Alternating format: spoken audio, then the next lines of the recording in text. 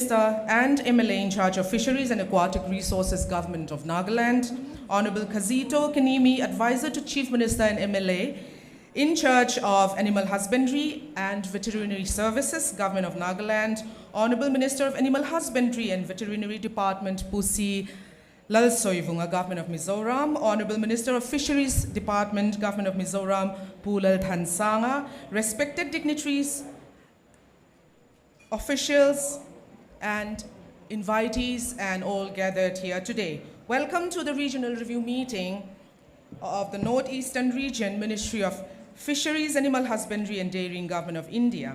मैं doctor Roslin वारसांगवाली इस समारोह की संचालक हूँ। इस कार्यक्रम की शुभ आरंभ के लिए दीप प्रज्वलन किया जाएगा और इस रस्म के लिए मैं मंच में बैठे सम्मानित अतिथियों से अनुरोध करती हूँ कि वह लैंप लाइटिंग के लिए आगे आए।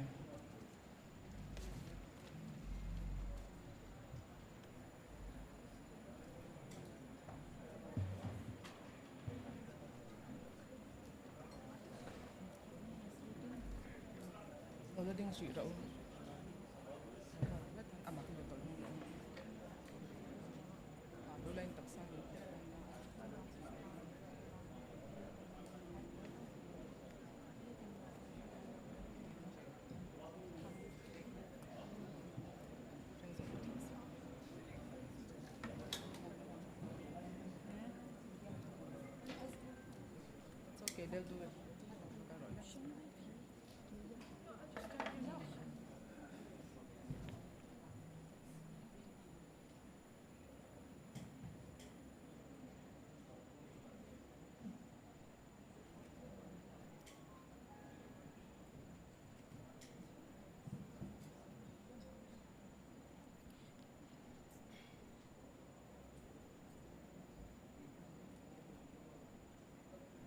Drew.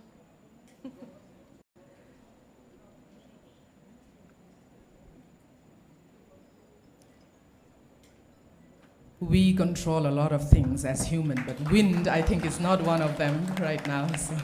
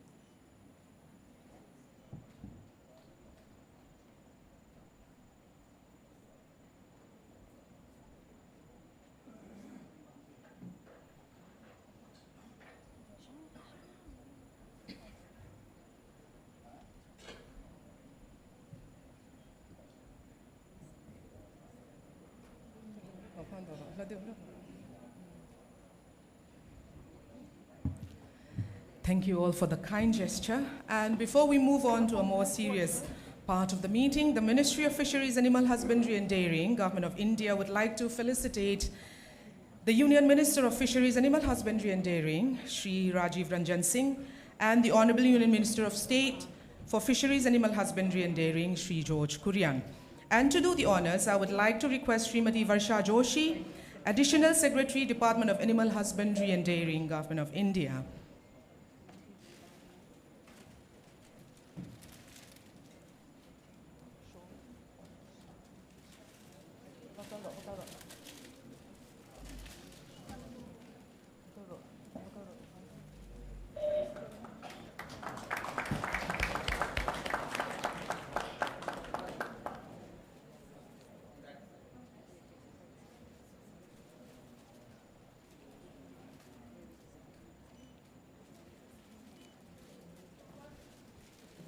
Nice one, Mark.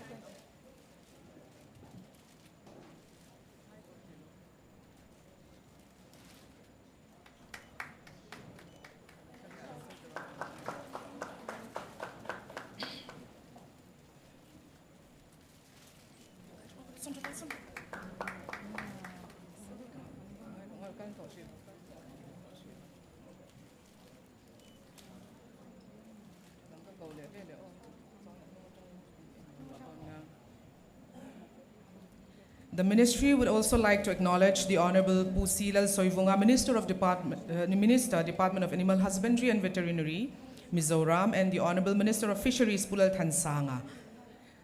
And to do the honors, I invite Sri Sagar Mehra, Joint Secretary, Fisheries Department, Government of India.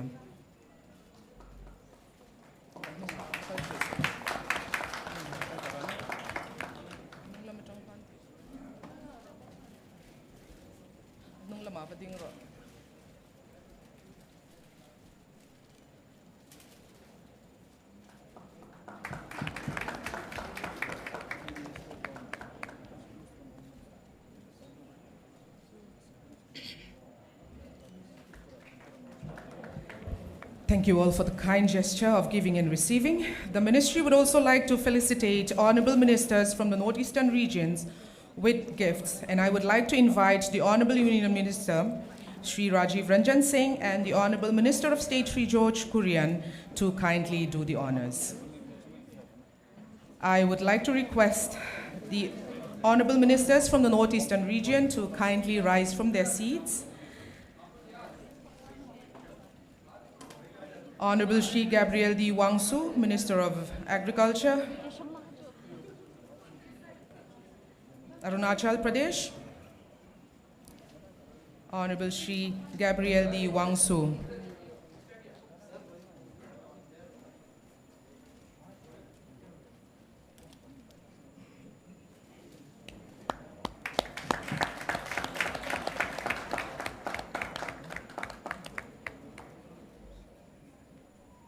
Honorable Sri Sudhanshu Das, Minister.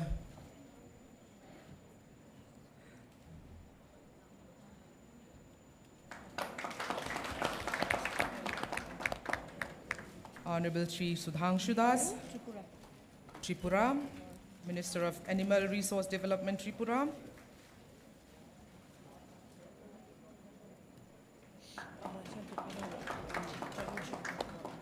Honorable Timothy D. Shira, Minister from Government of Meghalaya.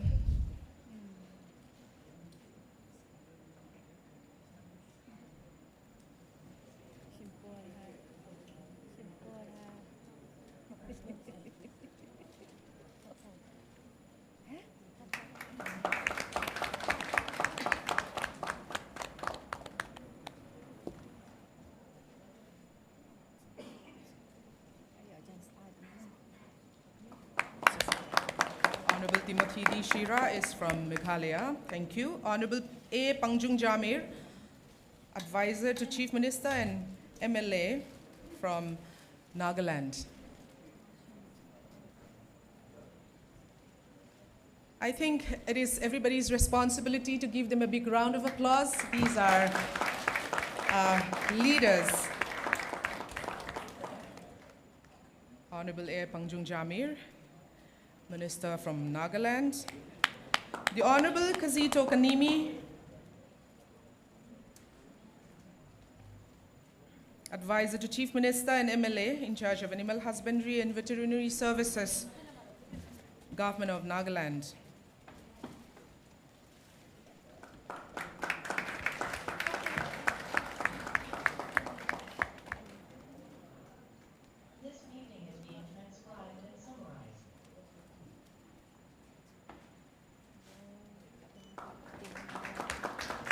We deeply appreciate the humble gesture of our ministers. Thank you so much.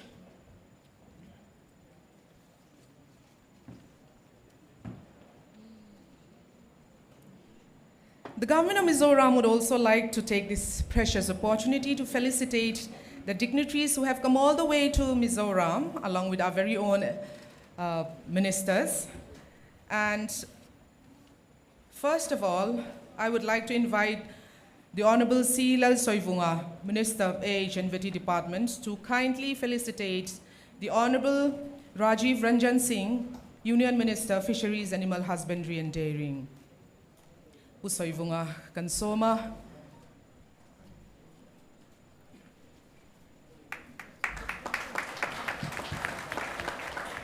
Ani Khan, he will also felicitate the Honorable Pu George Kurian, Union Minister of State for Fisheries, Animal Husbandry and Dairying.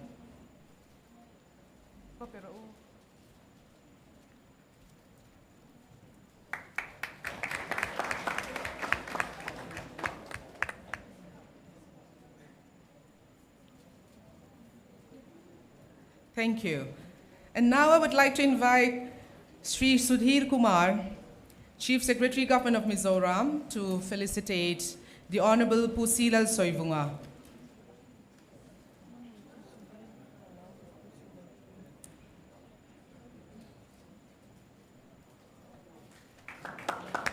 He is also requested to felicitate the Honorable Pulal Thansanga, Minister of Fisheries.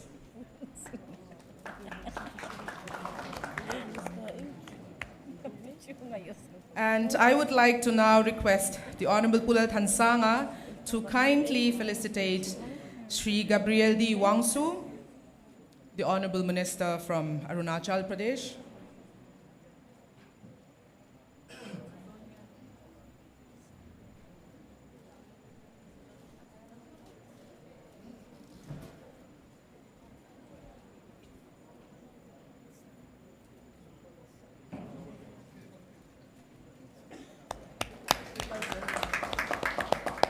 And Sri Timothy D. Shira, Honorable Minister from Meghalaya.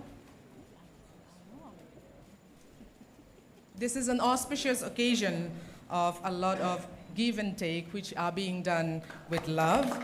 And the gift hampers contain, in the spirit of Make in India and Made in India, local products from Mizoram.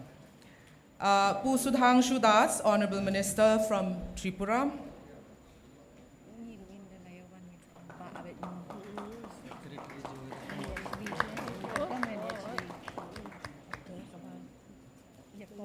Shri A. Pangjung Jamir, Minister Nagaland.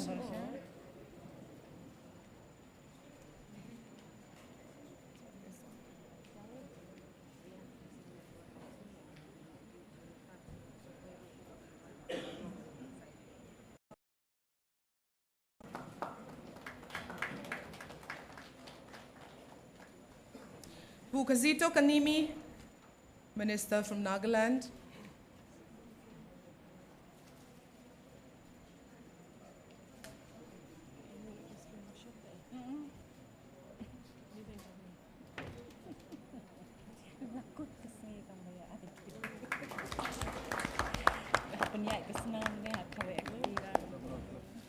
Thank you so much. We would like to felicitate each and every one of us here today, but with a shortage of time, I think we will do that in the evening in the cultural program. Thank you all so much for the kind gesture.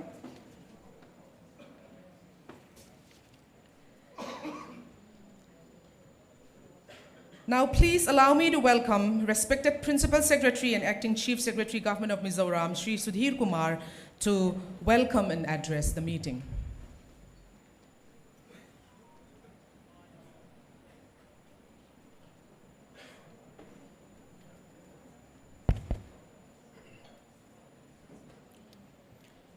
Very good morning to all of you. Honorable Union Minister Sri Rajiv Ranjan Singh Ji, Honorable Minister for Fisheries and Animal Husbandry, Dairying, Government of India. Honorable Sri George Kurian Ji, Minister of State for Fisheries, Animal Husbandry and Dairying, Government of India. Pu Lalthan Sanga, Honorable Minister for Fisheries, Government of Mizoram. Pu C. Lal Sovivunga, Honorable Minister for Animal Husbandry, Veterinary, Government of Mizoram. Pu Gabriel D. Wangsu, Honorable Minister for Animal Husbandry, Veterinary and Dairy Development and Fisheries, Government of Arunachal Pradesh. Pu Timothy D. Shira, Honorable Minister for Fisheries, Government of Meghalaya. Pu Sudhangshu Das, Honorable Minister for Fisheries, Government of Tripura. Pu Pangjung Jamir, Honorable Advisor and MLA, Fisheries and Aquatic Resources, Government of Nagaland. Pu Kajeto Kinimi, Honorable Advisor and MLA, Animal Husbandry and Veterinary Services, Government of Nagaland.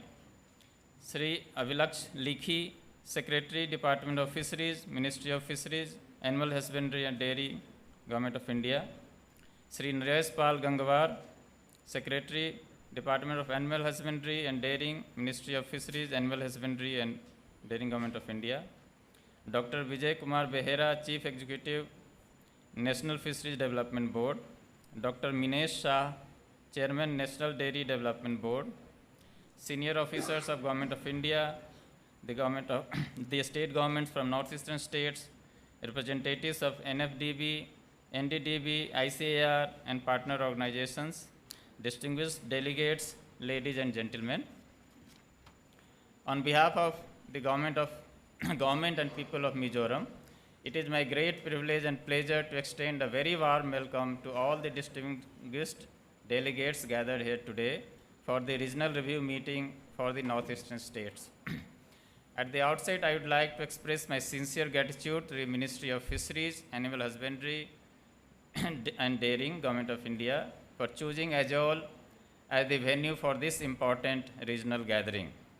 This platform provides an excellent platform for reviewing progress, exchanging experiences, and charting future strategies for the benefit of our farming communities. I also take this opportunity to warmly welcome our own Honorable Minister, Pu Laltan Sangha and Pu Si Lalsovivunga, whose leadership and guidance continue to strengthen the development of the fisheries and animal husbandry sectors in Mizoram.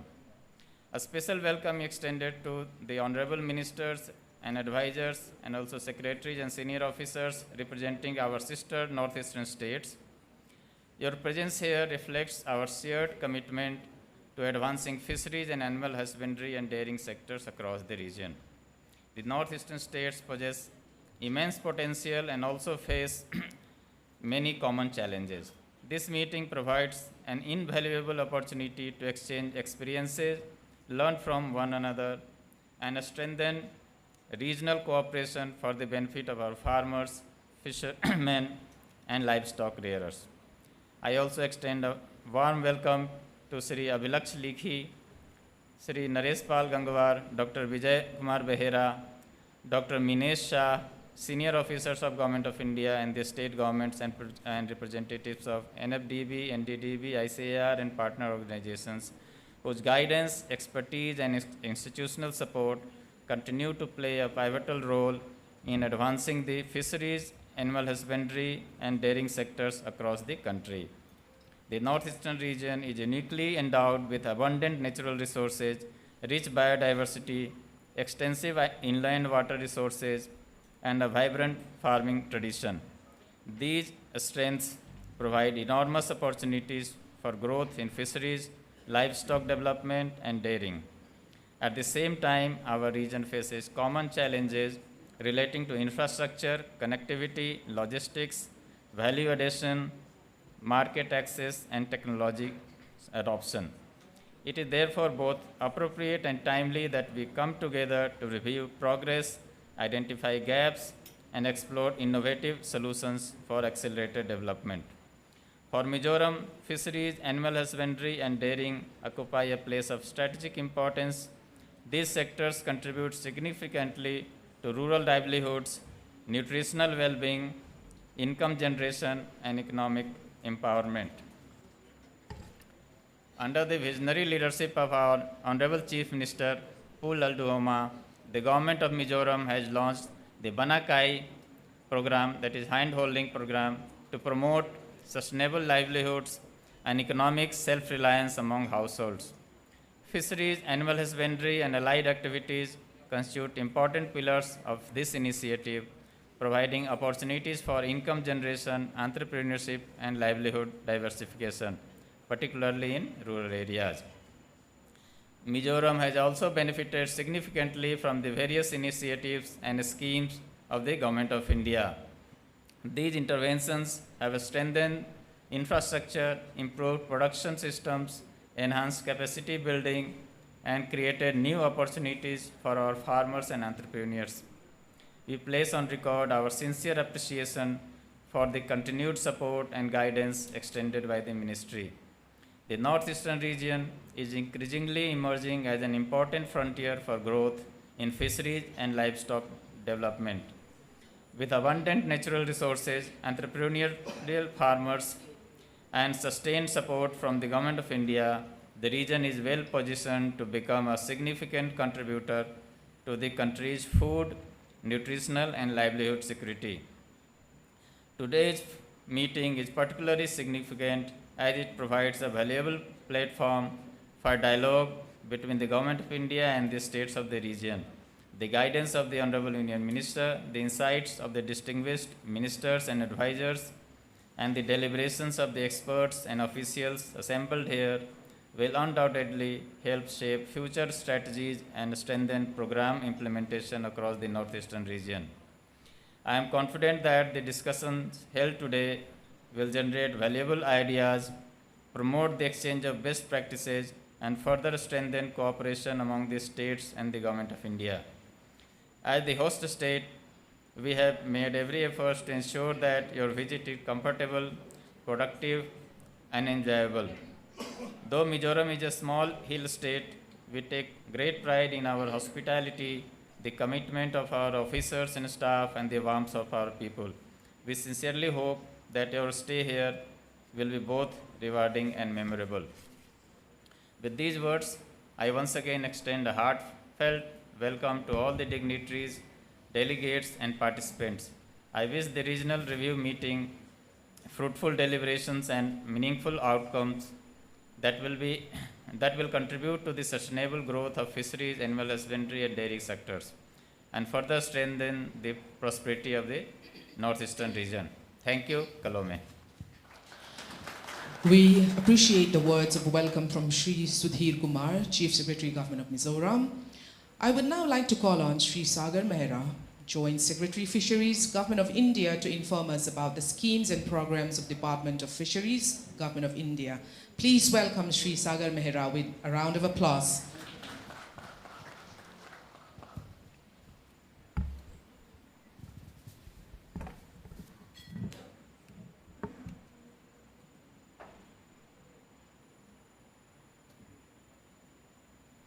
Thank you very much.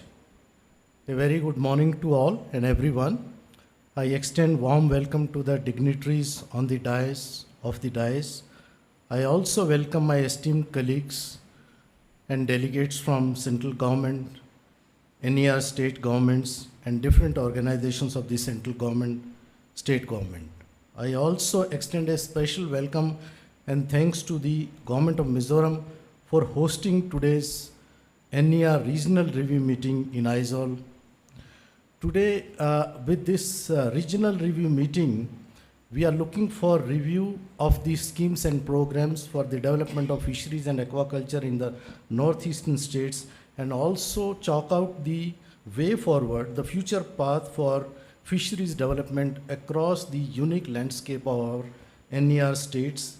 And today's meeting would be looking for guidance from the dignitaries that how do we create sustainable livelihoods, achieve food security, and empower our rural entrepreneurship in all the NER states.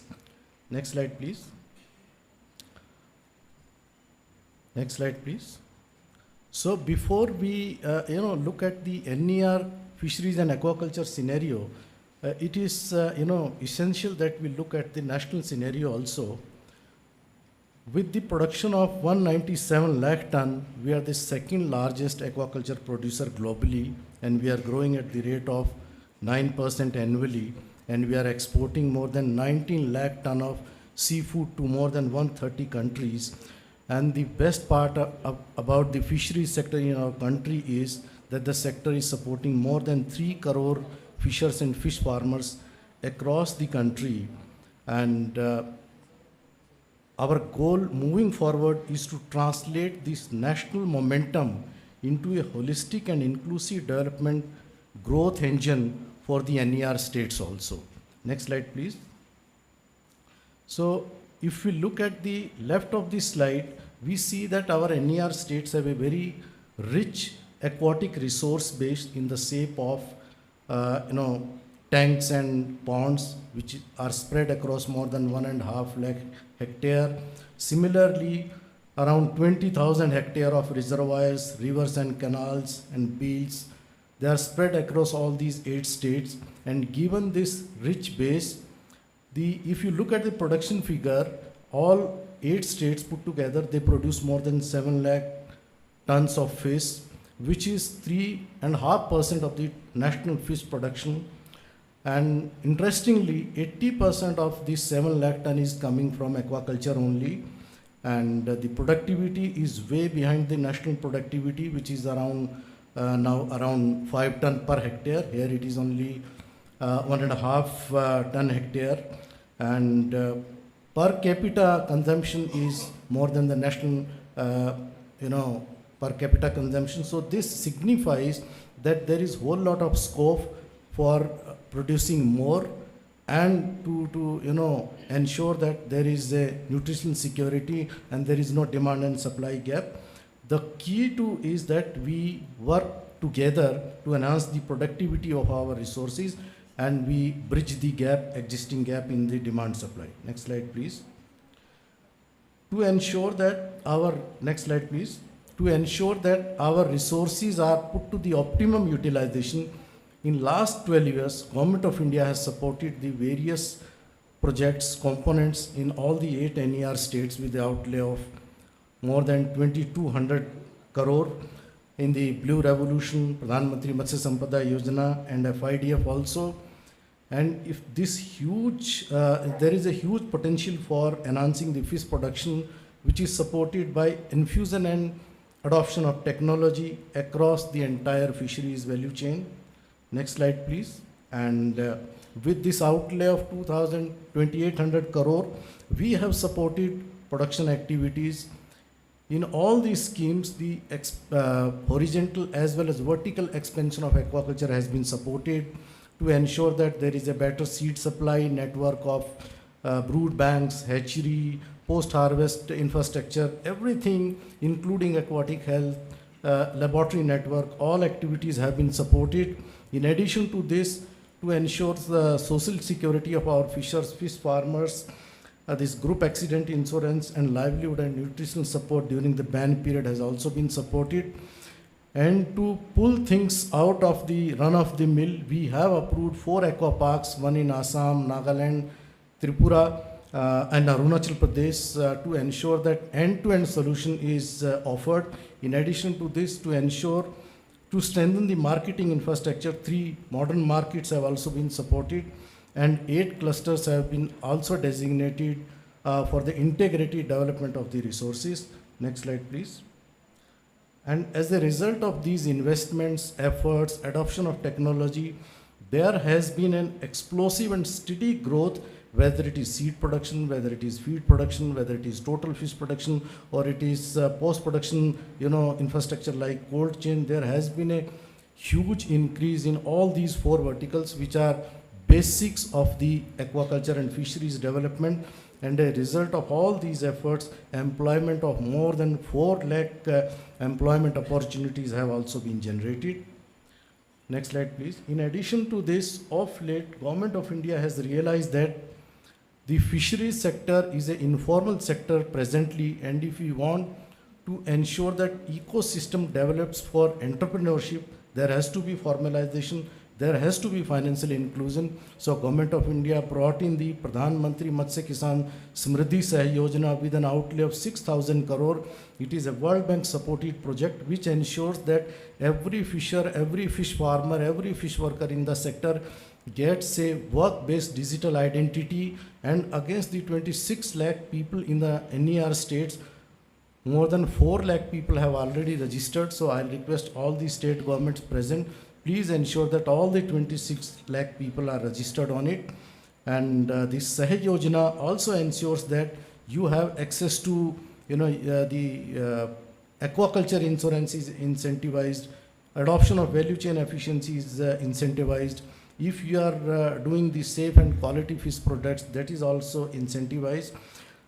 National Fisheries Digital Platform has been developed. This platform ensures that any of the benefit which is available under Sahay Yojana starting from your registration to your incentive, you need not go out of your home. So for inaccessible conditions of the Northeast, this NFDP, National Fisheries Digital Platform, is the best way to reach out to the each and every beneficiary. Next slide, please.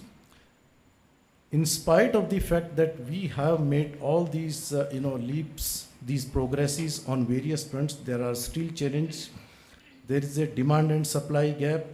There is a limited adoption of technology, need of quality seed and feed supply, infrastructure, cold chain is still not available, markets, infrastructure is still need to be strengthened, value addition processing facilities are not there, and there is quite a bit need for developing FFPOs and public-private partnership so that we promote entrepreneurship in the entire fisheries value chain. Next slide, please. Now we move on to the state-wise analysis. Next slide, please. Let us begin with Assam. In last 12 years, Assam,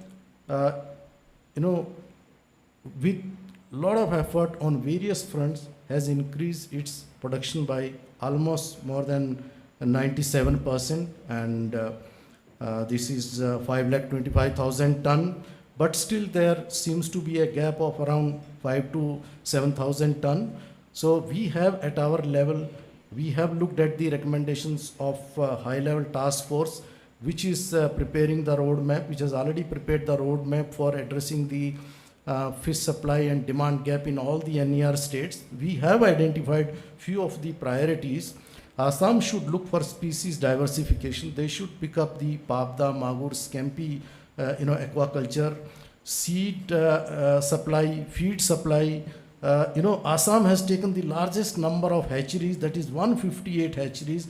I must congratulate Assam for having this big network. They can meet their own demand also, and then neighboring state demand also they can meet. And I'll request Assam to finish the FLCs and modern markets and aqua parks and processing and other value addition infrastructure which have been sanctioned. Because Assam, you are producing more than 75% of the total production of the NER. Out of the 7 lakh ton, you are producing 5 lakh ton plus. So you have a huge responsibility to meet the requirement of the neighbors also. And given the variety you can host, you should at the earliest have the share in the export, seafood export basket also. Next slide, please. Next, we move on to the Manipur. In last 10 years, we have supported Manipur with the outlay of 236 crore, various activities, pre-production, production, technology adoption, feed mill, seed supply, and their fish production has increased by 62%. But still there is a gap of at least 28,000 ton. So we have identified few priority areas. Like you can expand area under aquaculture, while you should also diversify the species and production technologies also. There is a huge scope for cold water fisheries, especially snow trout, and in your reservoirs you need to promote cage culture in a big way. This Loktak and Thubal and Khuga, these are the few prominent reservoirs which you can pick up for cage culture. In addition to this, cold chain facilities and marketing infrastructure also need to be strengthened. Next, Meghalaya. Meghalaya with 240 crore worth projects in the last 10 years, the production has increased by more than 200%, but still there is a gap of 18,000 ton. So what I will recommend to the Meghalaya is you need to strengthen your hatchery network. Still 80% of your seed is coming from the other states, and you have quite a few reservoirs. You can take up the cage aquaculture in these reservoirs. Also the PPP mode, entrepreneurship models you need to promote, and also you have this chocolate masir, which is a high value species which you can prioritize and promote. Next slide, please.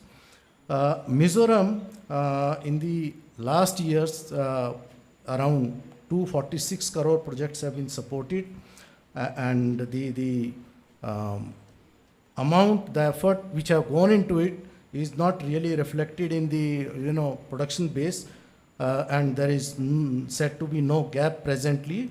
But Mizoram can focus on supply of quality seed for enhancing the fish production, because if you have the good quality seed, your production will increase automatically by more than 25%.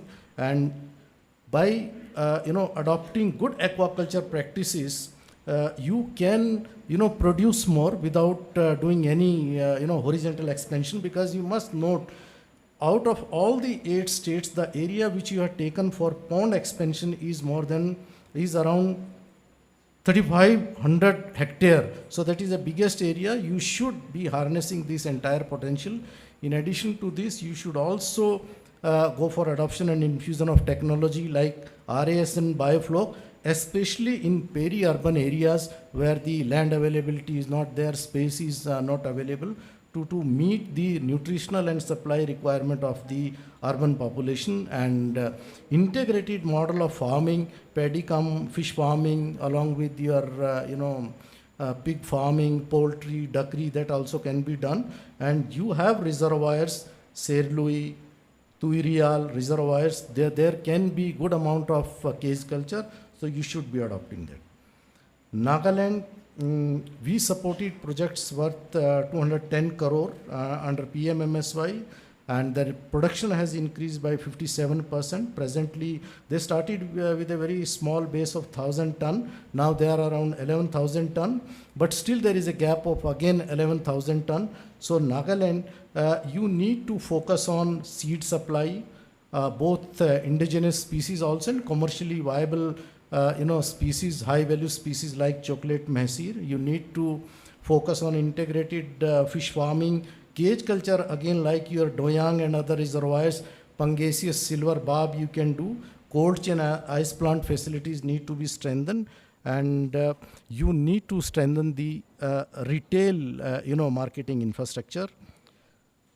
Sikkim, we supported projects worth 110 crore under Pradhan Mantri Matsya Sampada Yojana, and given the peculiar topography of Sikkim, there are no big lands available for pond culture, but you can focus on raceways in a big way, and you can promote entrepreneurial models in this stream of aquaculture.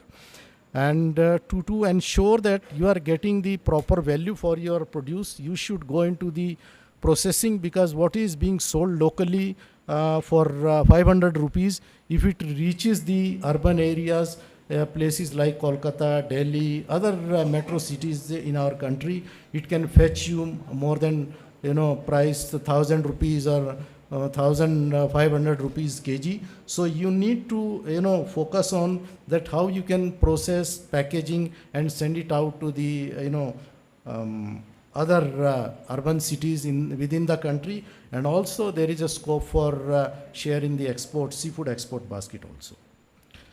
Tripura, in last 10 years we are supported with the projects worth 322 crore, and they started with a base of 62,000 ton.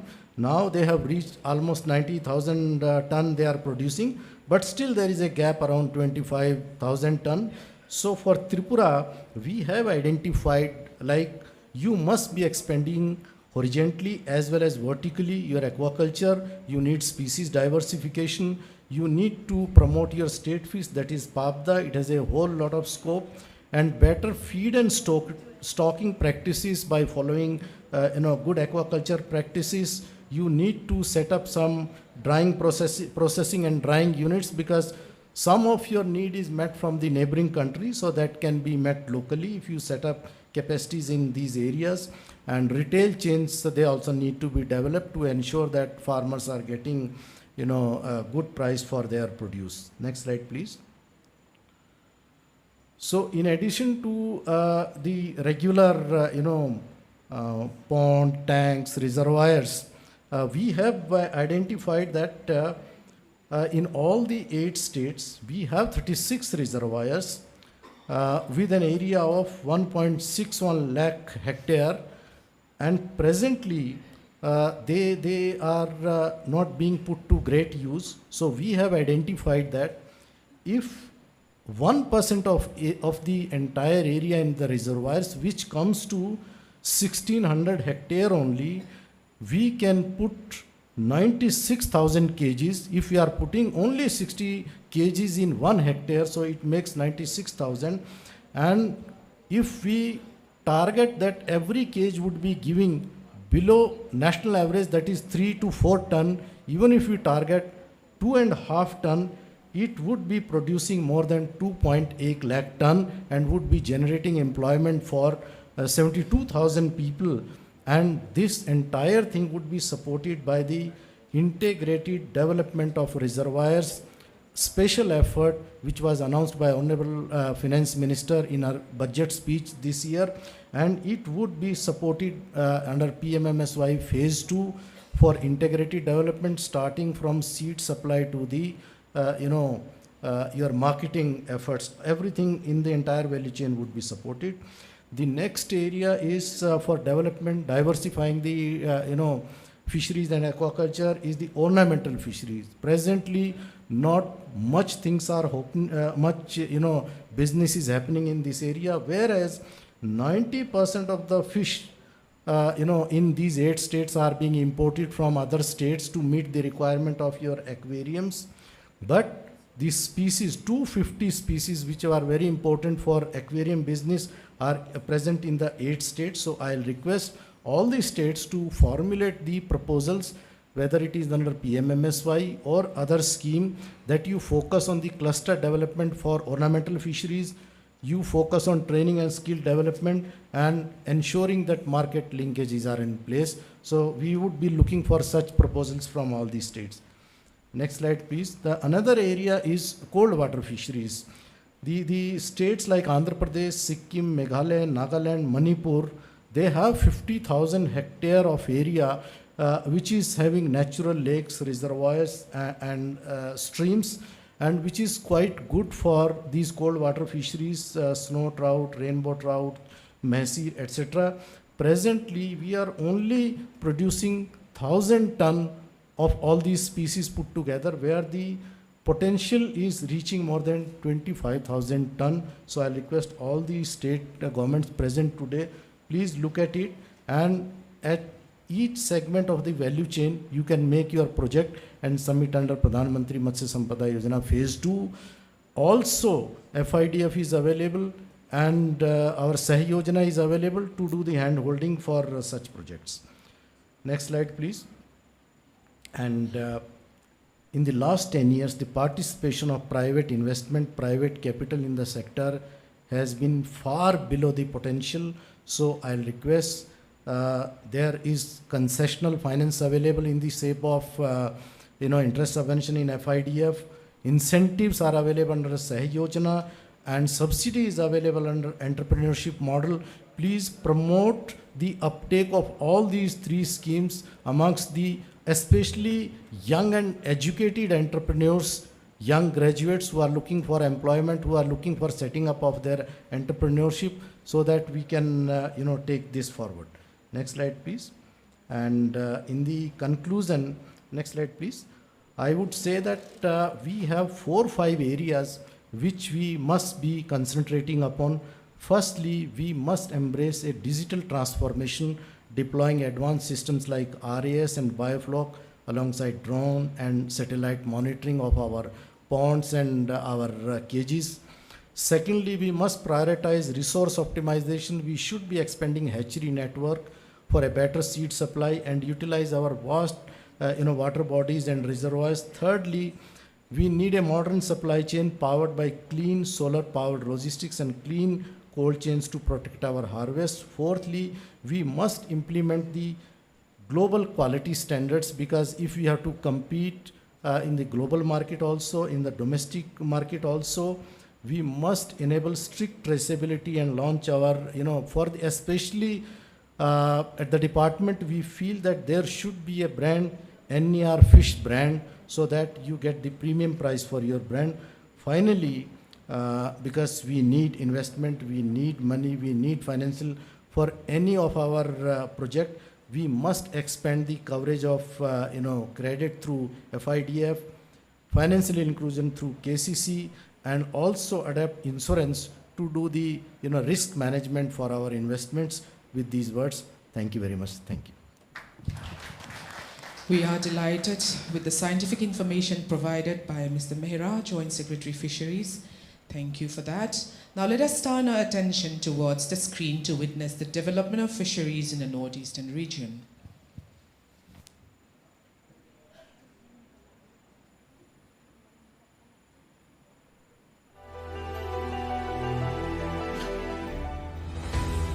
Nestled amidst pristine hills, abundant rivers and rich aquatic biodiversity, the Northeast region holds immense potential for the sustainable growth of India's fisheries sector. From the clear rivers of Arunachal Pradesh to the thriving fish farms of Assam, the region offers vast opportunities for development of fisheries and aquaculture, which plays a vital role in supporting livelihoods, contributing to the economy and strengthening nutritional security across the region. Northeast region has contributed 7.08 lakh tons of fish to the total fish production and has the potential to double it.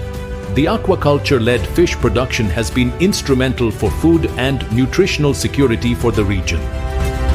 The consumption in the region is high with robust network of local markets and large fish-consuming population. To boost the sector, the Department of Fisheries has approved a total investment of 2,228 crore rupees with a central share of 1,009.51 crore rupees, including 154.16 crore rupees for Mizoram. A cluster-based approach has been adopted to ensure structured development across the region. Recreational fisheries in Mizoram offer opportunity to enhance the region's tourism, economy and community development while conserving its aquatic ecosystem. Aqua Park at Zero in Arunachal Pradesh is a landmark initiative as India's first ever fisheries aquapark, followed by development of aquaparks in Assam, Tripura and Nagaland. To achieve self-sufficiency in quality seed production, brood banks and hatcheries across the regions are being established. Technology infusion has been the cornerstone for boosting fish production. 3,285 units of recirculatory aquaculture system, bioflocks and cages have been approved. Pradhan Mantri Matsya Kisan Samriddhi Saha Yojana, implemented for formalization of the sector through National Fisheries Digital Platform. Integrated fish farming combining fisheries with paddy, duck, goats, poultry and cardamom thrives in the Northeast region. Sikkim fish cum cardamom farming exemplifies sustainable and organic aquaculture maximizing resource efficiency. The Northeast region is home to 250 ornamental fish species and has favorable conditions of year-round rainbow trout production. In addition, Tripura is emerging as a leader in production of scampi. Meghalaya is renowned for its 1,000 caves and underground rivers that are habitat to multiple species. Markets, kiosks, cold chains and transport networks are being developed for reducing post-harvest losses. Safety and security net is provided to fishers through key welfare measures. Group accident insurance coverage has been provided to 1.96 lakh fishers annually and livelihood and nutritional support to 27,620 fishers annually. While challenges persist, the department is committed to unlocking the region's full potential through policy interventions and financial support. Together, through whole-of-government approach, these efforts will pave the way for a resilient, self-sustaining and prosperous states in the Northeast region.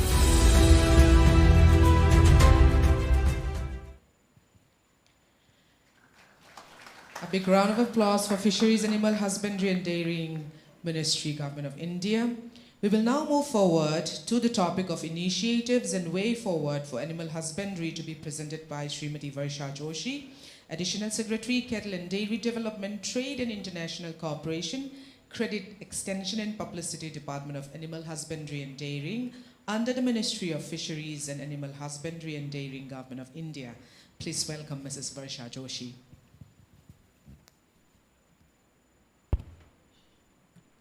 Honorable dignitaries on the dais and present in the House today, and my dear colleagues from Government of India and from all the northeastern states. Next slide, please. We are all aware of the importance of the livestock sector when it comes to rural prosperity as well as the nutritional balance for the whole country. India has been a global leader. In the last 10 years, we have grown so fast. Today, we are first in milk in the world. We are second in egg production. We are fourth in meat production. The sector is growing so fast that it is growing at a rate of 13% per annum. It's a major source of employment in rural areas, especially for women, for youth. We have found that if there is a dairy cooperative, then for every 3 farmers joining a dairy cooperative and giving milk, there is 1 extra job which is created, which is beyond what the farmer is doing. So this is the kind of potential for employment in an organized dairy sector. Apart from that, poultry, piggery and fodder are now entrepreneurship opportunities. Our schemes have been encouraging this aspect, and in fact the Northeast has been taking good advantage of our schemes in this. In particular, for the Northeast in the last 11 years, milk production is up by 37%. Sikkim, Assam and Tripura have been doing excellent work in the way of milk production. Egg output has been growing very fast, in particular in Assam and Tripura, it's up by 40%. Meat production is also up. There is a lot of scope for creating specialty products which have a good scope for export, because this area is very strong in organic production, and there are a lot of specialty products belonging to the tribes which have a potential for export. The high-level task force for self-sufficiency in meat, milk and eggs, the recommendations are on the way, and we have been part of that process, and our department is committed to support the objectives of that mission. Next, please. A little bit about the gap between the Northeast and the rest of the country. Milk availability is 19% of the national average. The highest is in Sikkim and the lowest is in Manipur. Of course, in some of the states here, milk is not really a very large part of the diet, but I'm sure with the greater awareness in nutrition, it is growing across the board, and therefore it's very important. Apart from the actual production, the procurement in the cooperative sector is less than 5% of the total production, whereas it is around 10% for the rest of the country. Sikkim has done an impressive job here by procuring 24% of the milk being produced. And Tripura, despite being a good producer of milk, has very low milk procurement in the cooperative sector, and there's a lot of scope there.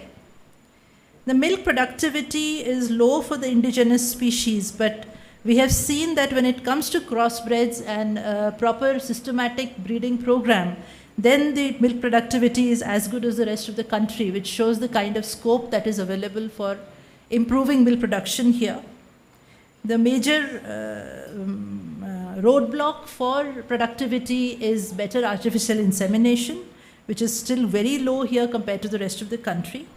Another major challenge is the very high green fodder deficit and a very high dry fodder deficit in several states. Very little land is kept, especially for pasture and grazing. Yet there is a lot of dairy potential. There are a lot of villages in Arunachal, Assam, Manipur and Tripura where the cooperative sector can grow very fast. In 2 states here, in Meghalaya and Tripura, we have found that the meat availability is surplus, but across the board it is only 50% of the demand, so there's a huge scope, huge market within the Northeast itself for this. And egg is at the moment being mainly imported from other states, only 25% is produced here. Again, there's a huge scope here. Next. I'd like to talk in brief about what has been done till now in the schemes of the department and what more can be done on that basis. Under the Rashtriya Gokul mission, we have trained and deployed as many as 2,088 artificial insemination technicians, maitris. But our aim would be to have 1 for every gram panchayat, so that every farmer has access to artificial insemination services. For this purpose, we have created a lot of AI training institutes. There is a major center at Guwahati, similar centers at Gangtok and Kohima. A new AI training institute has just been sanctioned at Namsai. With all this, the artificial inseminations done in the Northeast is 28 lakh animals and 18 lakh farmers. Plus, sex-sorted semen has taken off excellently in Tripura. In other states also, we have given a total of 4 lakh doses already, and we are looking forward to putting the sex-sorted semen machine in all the semen stations in the country, including Barpeta, where we have done strengthening of the semen station through the Rashtriya Gokul mission. The local breeds, Siri and Thotho, as well as the Yak and Mithun, Rashtriya Gokul mission has been continuously supporting their conservation and better breeding. Our new mechanism of the heifer rearing center, which we started recently, Assam has taken advantage and has got 2 heifer rearing centers sanctioned, and we are welcoming more proposals for heifer rearing centers so that farmers who are in the cooperative sector or are otherwise interested in good dairying can get good animals. All told, we can conclude that better artificial insemination, having enough maitris in the ground, and some amount of cattle induction wherever the dairy is being pushed on the ground is very much essential, and our department will support all such proposals. Next, please. Under the National Program of Dairy Development, we have already approved 41 projects with an outlay of 335 crore. 35 crore for this year is in the process of release for continuing the existing projects. The Northeast has done surprisingly well under the targets of the White Revolution 2.0. There's a 5-year target of 3,509, and already 1,568 new dairy cooperative societies have been set up. The strengthening target has also been already exceeded. I was very happy to find out yesterday that the pending issue in Arunachal stands resolved, and now we can start supporting Arunachal for dairy projects again. There are some old dues in Manipur which I hope will be resolved soon. So till now we have created a processing capacity of 2.7 lakh liters per day and a bulk milk chilling capacity of 4.2 lakh liters per day, as well as giving 1,790 milk analyzers at the Dairy Cooperative Society level. But compared to that, the milk procurement is only 2.26 lakh liters per day at the moment. So right now, processing capacity is not the priority. It is more important to increase the amount of milk being collected in the field. The MBRT has improved by 40%, but there's a lot of variation. So wherever there is more instant milk chillers or more bulk milk coolers required in the field, more analyzers, so we are here to support. But the real constraint when it comes to increasing the milk production is about the breeding services and cattle induction, which I already mentioned, as well as the fodder availability. And these are the factors that we need to work harder to improve the overall performance of the dairy cooperative system. Chairman NLDB is here, and after I am done, he is going to be giving a more detailed presentation on these aspects. Next, please. For the other livestock species and for fodder, we have the National Livestock Mission. Under the National Livestock Mission, there are already 361 projects across the Northeast, primarily piggery, but also poultry and small ruminants.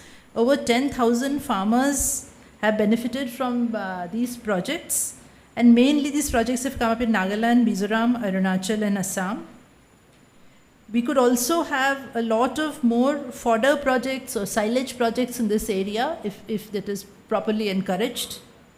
Under the Animal Husbandry Infrastructure Development Fund, unfortunately, only Assam has been able to take advantage of this scheme. 15 projects are going on in Assam, including 1.7 lakh liters of dairy processing. There are meat processing and a lot of poultry projects. But it is our request that projects should come up in all the northeastern states, and if you like, we can have more opportunities to popularize this scheme in all the states. We can have events for that, and we would request your support for this. Next, please. Under the Livestock Health and Disease Control Programs, the department has already supplied 153 lakh foot and mouth disease vaccine doses, 25 lakh CSF doses, all in the last 1 year. And good progress has been seen. Mizoram and Tripura have a very impressive post-vac titer of more than 85%. Arunachal and Tripura have shown less than 5% of NSP. This shows that whatever vaccination is happening is quite effective. But still, it appears that the total number of vaccinations being done is reducing, and that is something that should concern us, and we should make it up. Nagaland and Assam are still showing a very high NSP, and corrective measures need to be taken in these states for this. So there have been only 12 FMD outbreaks since 2023.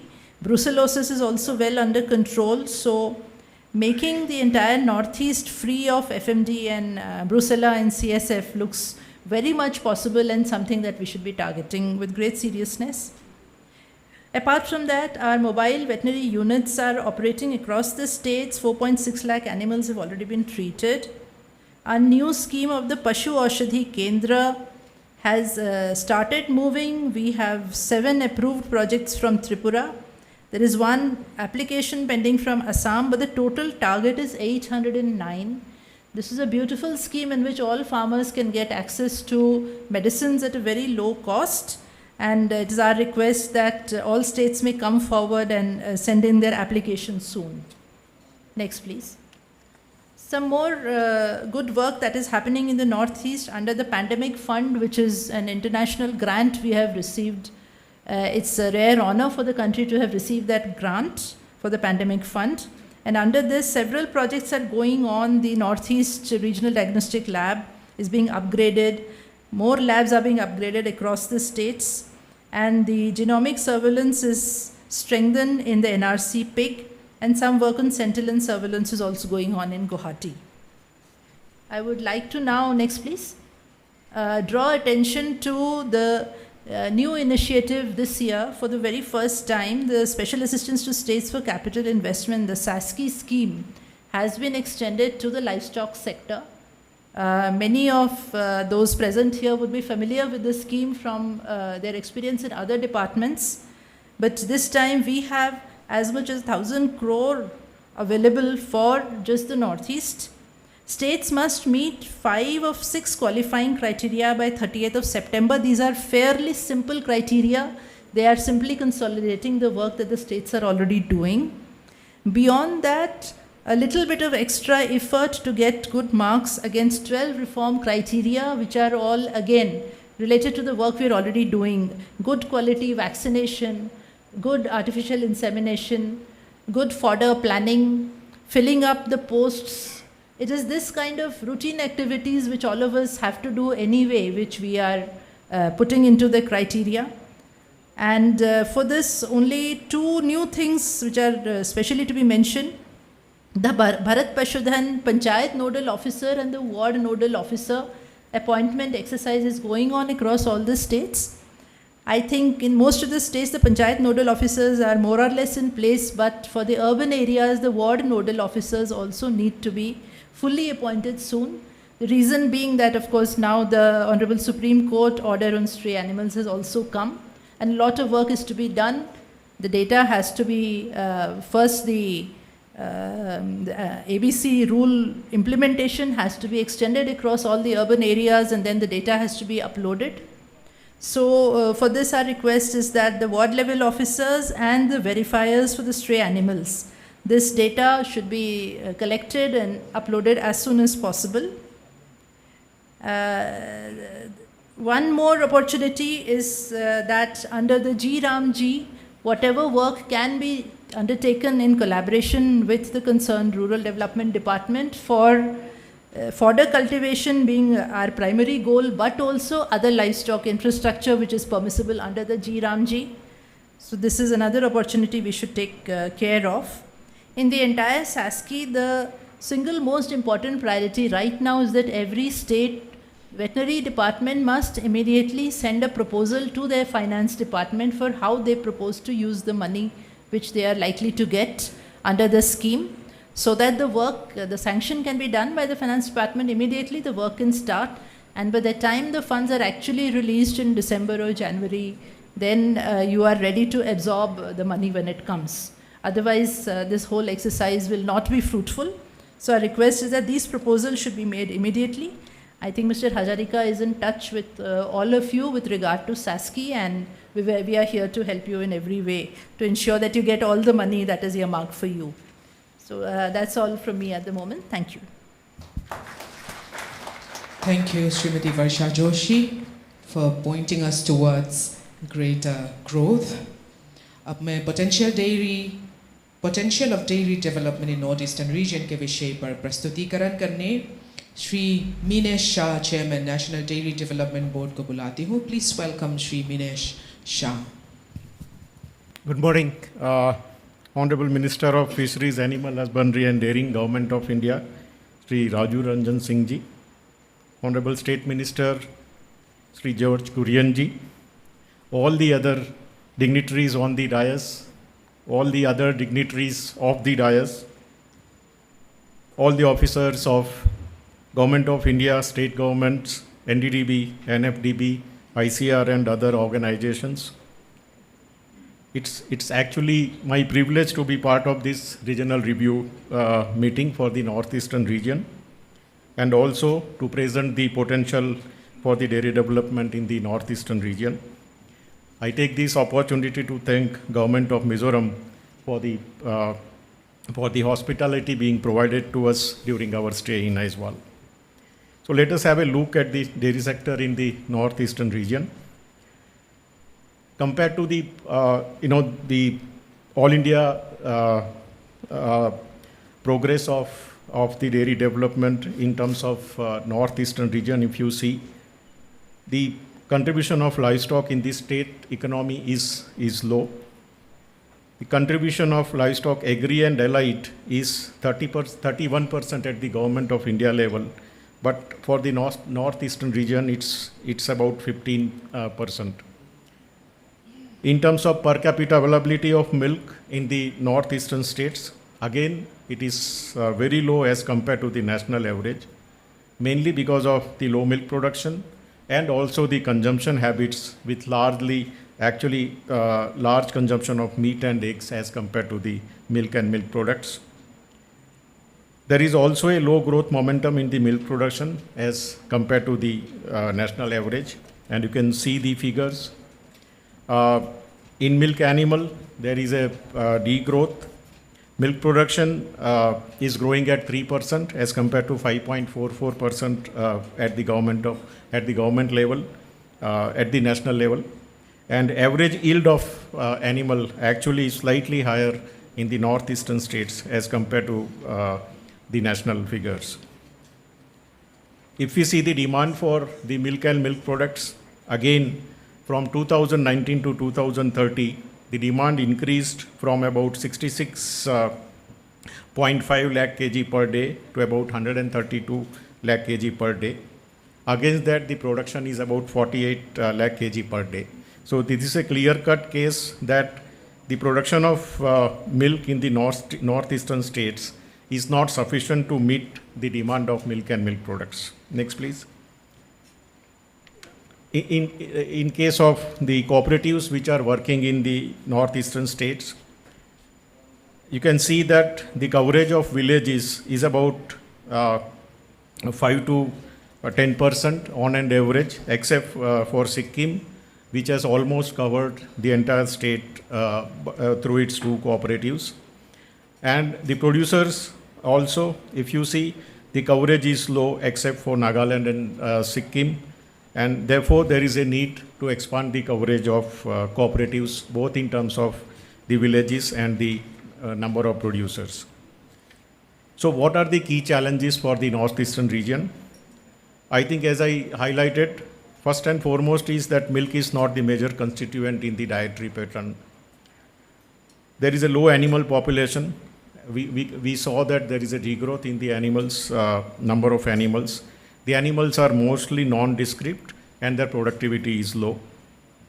The dairy animal population is shrinking. This is particularly so after the COVID.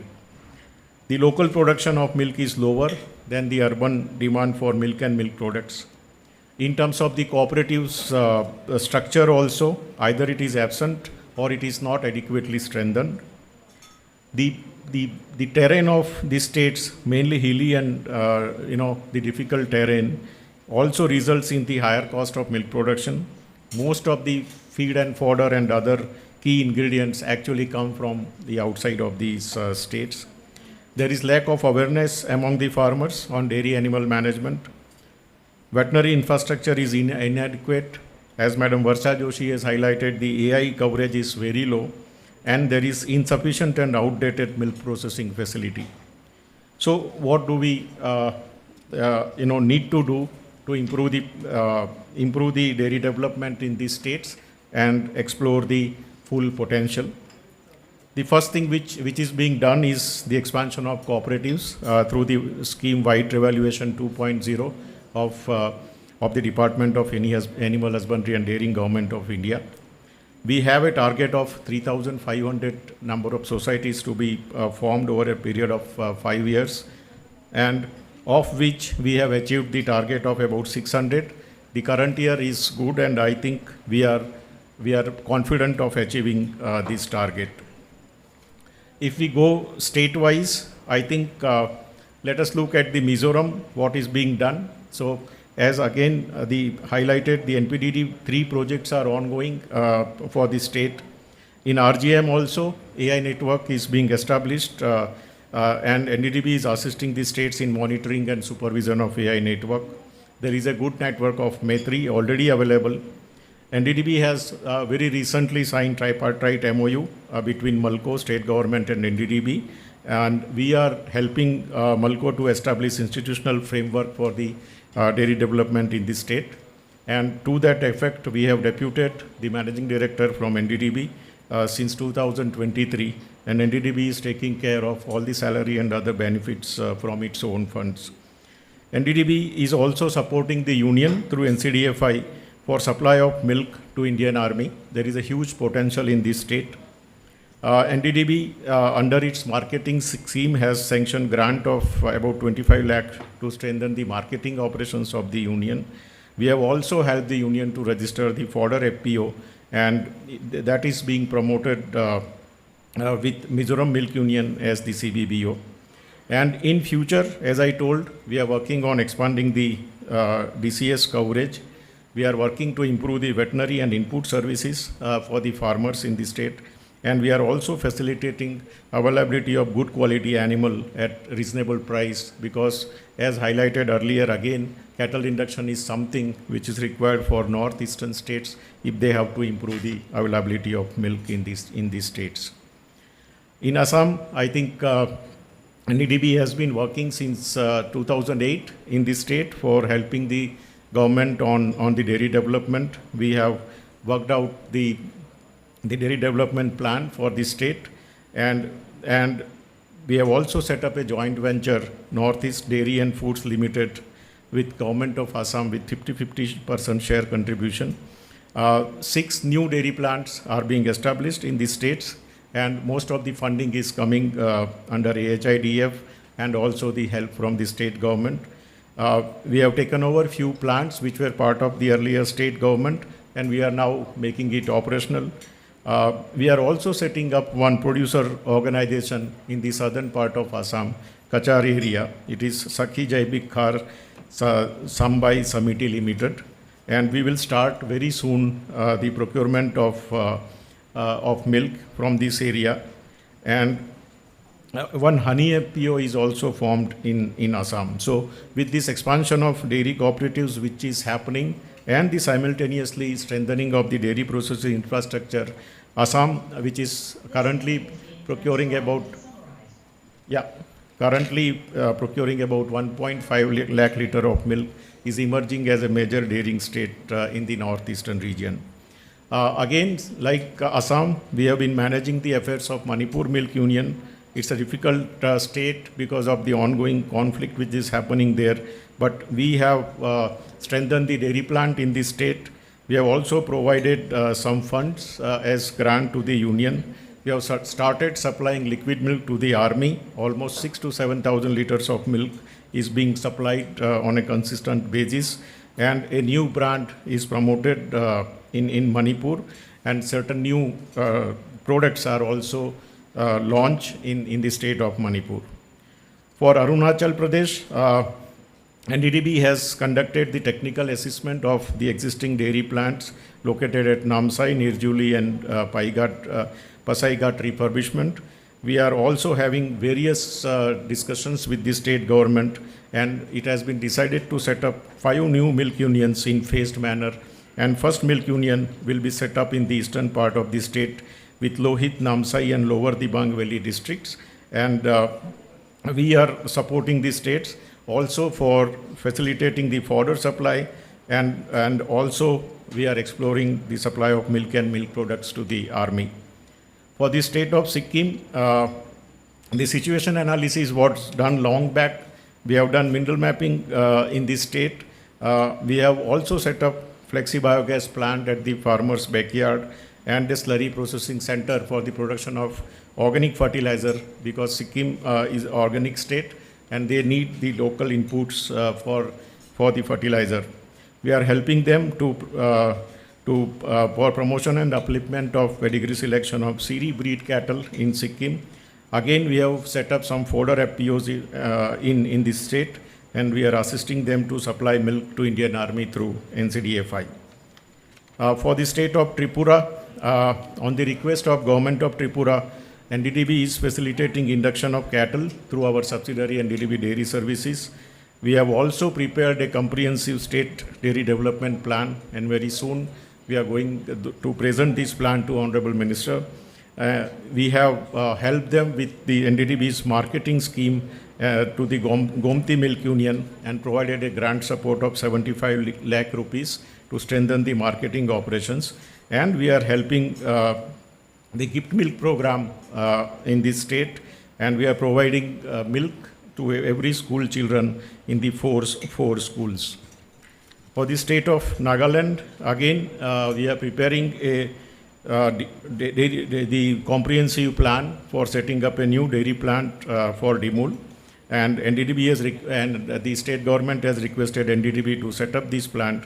The MOU is signed with Nagaland State Dairy Federation for establishment of biogas plant in the presence of our Honorable Minister during May 2025. And there also we are supporting gift milk program and supplying milk in some schools of Dimapur and Kohima districts, covering 3,800 school children as the beneficiaries. For the Meghalaya, again, we are helping them to supply the cattle induction, cattle in the state. We have done the plant assessment and technical inputs for manufacturing the artisan cheese manufacturing in the state. Through our subsidiary Mother Dairy, we are also helping them to source pineapple, for example, or other fruits and vegetables directly from the state for marketing in Delhi. And I think to conclude, northeastern states has a distinct consumption pattern with a strong preference for the egg, meat, and fish. However, dairying can also play a vital role because it can improve the rural livelihoods by providing a stable and regular source of income in the region. Population of dairy animal, as highlighted, is not adequate, and I think we will have to go for the cattle induction if we have to meet the demand of milk and milk products in these states. Government of India is already implementing various schemes. We have seen how NPDD, White Evaluation, RGM, and other schemes are addressing these challenges of the states.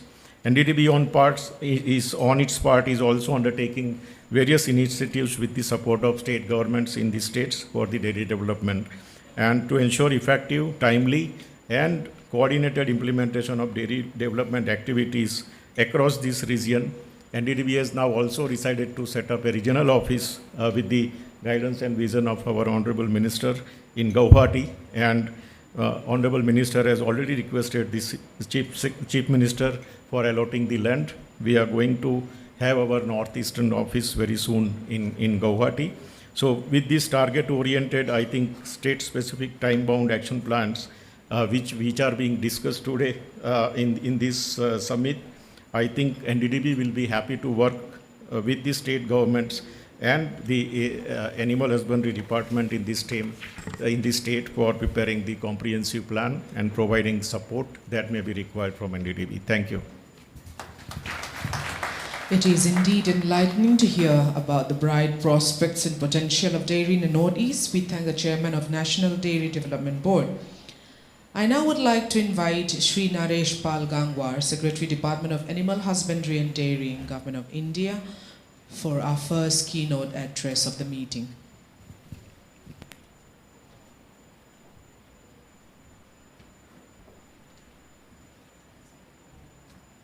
Thank you.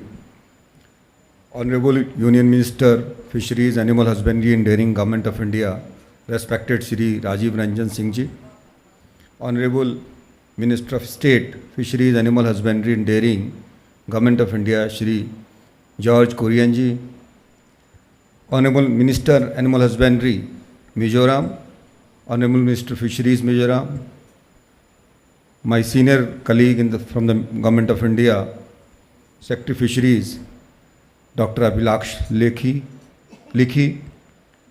Shri Sudhir Kumar Ji, Acting Chief Secretary of Mizoram, Mineco Ji, Chairman NDDB, Ministers and ACS, Principal Secretaries and Secretaries from all northeastern states, my senior colleagues, officers from Government of India. First of all, I would like to thank Government of Mizoram for hosting this regional review meeting for northeastern region to this beautiful city of Aizawl. It's indeed our pleasure to be here, and it's an eye-opener. Actually, when I was coming to Aizawl, and from the top, from the aircraft, I could see how beautiful the Northeast is, and it is really, really captivating. This is a very important point in time when this meeting is being held, where we are taking the stock of what we could give to the Northeast from our schemes of union government. And my colleagues in the ministry, Dr. Varsha Joshi, has briefly presented the kind of works we have sanctioned during the 15th Finance Commission cycle from our flagship schemes of Government of India. This is a very important point in time in other way also, that now from 15th Finance Commission cycle, we are entering into 16th Finance Commission cycle. And feedback about implementation of these schemes will certainly help us in restructuring our scheme better so that we can serve Northeast in a better manner. Dr. Mineco also has presented a comprehensive plan of dairy development for the Northeast region. I will not go into details of that, but establishing a regional office for the Northeast is itself a milestone, and also reflect on the minister's commitment towards this region and union government's commitment also. The high-level task force, which is headed by Honorable CM of Arunachal Pradesh, in that series of meetings have been held, and as my colleague Varsha Joshi pointed out, several special provisions have been suggested by the high-level task force, and this is also guiding us while we are framing our restructured schemes under 16th Finance Commission cycle. As far as details of schemes are concerned, I think yesterday evening also, our team from Delhi has had a detailed discussion with the officers of the states, and most of the finer points have already been discussed, so I will not go into that. I would like to just point out that the animal husbandry and dairying and fisheries also is a state subject, where Government of India provides a lot of funds through their schemes and to fulfill that national overarching priorities. And the onus of implementing these schemes is on the state governments. And state governments will have to enhance their capacity to utilize funds which are being given by the central government. And in their direction, recently Government of India has issued minimum standards of veterinary infrastructure to the states, expecting that states are going to adopt those minimum standards and put manpower in place in accordance with the minimum standard, so that the schemes and programs which we are sanctioning from Government of India can be implemented in a better manner. Recently, we have issued a standard operating procedure for AI services and vaccination services on NDLM portal, expecting that states will follow that, and when vaccination and AI services will be delivered as per the standard operating procedure. So I will request that the states should take note of that and implement that also.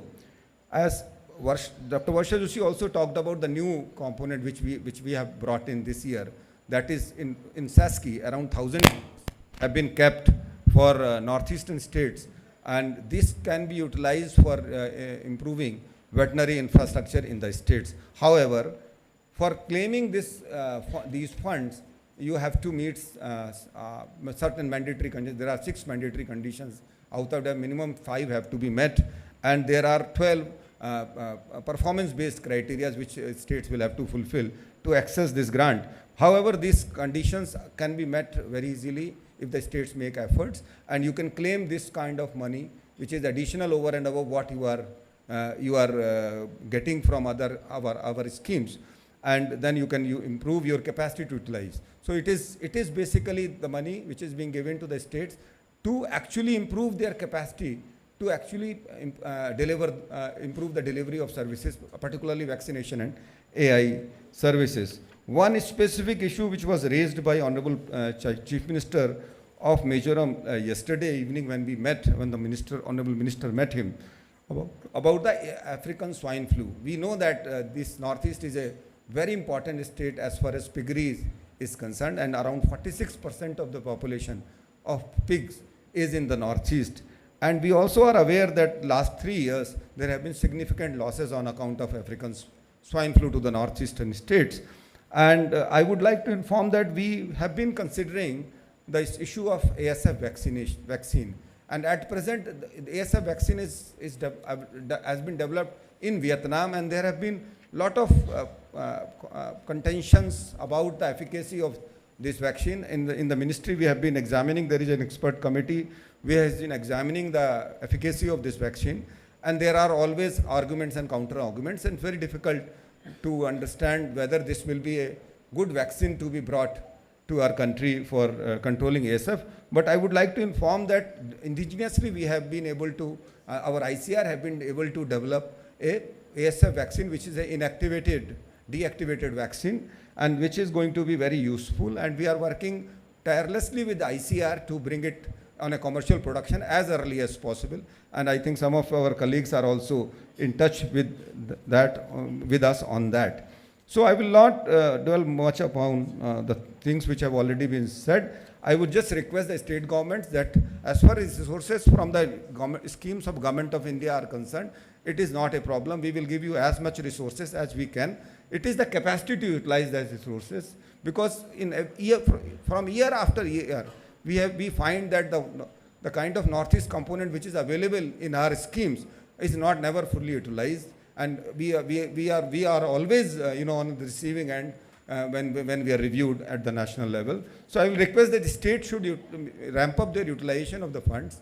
We will provide as much as we can, as much as you need, provided you are able to utilize. With these words, I thank the Government of Mizoram again for hosting us here and hosting this meeting. Thank you very much. We are deeply grateful to Sri Naresh Pal Gangwar, Secretary DAHD, for the well-versed yet very compact keynote address. For the next keynote address, please welcome Dr. Abhilaksh Likhi, Secretary, Department of Fisheries, Government of India.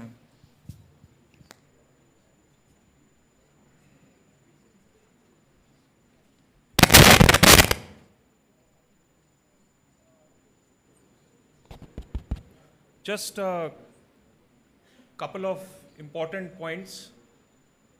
Regarding the Department of Fisheries, Mr. Sagar Mehra, Joint Secretary, made a very comprehensive presentation.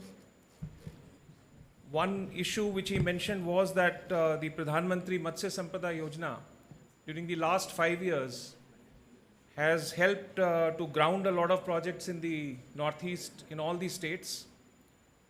I'd like to inform the Honorable Ministers and the ACS and Principal Secretaries who are present here today that the next 5 years of the Pradhan Mantri Matsya Sampada Yojana and the approval process is currently on under the leadership of the Honorable Union Minister. And two concerns. One was also expressed by the Honorable CM Mizoram yesterday.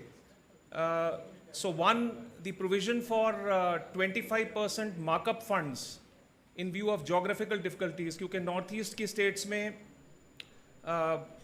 geographical difficulties के चलते हुए 25% markup funds का जो प्रावधान है उसको हम जारी रखेंगे. And number two, all the cost norms are also being revised. So I think that was also one request which has come in the feedback from all the northeastern states, that we should revise all the cost norms. So this process is on.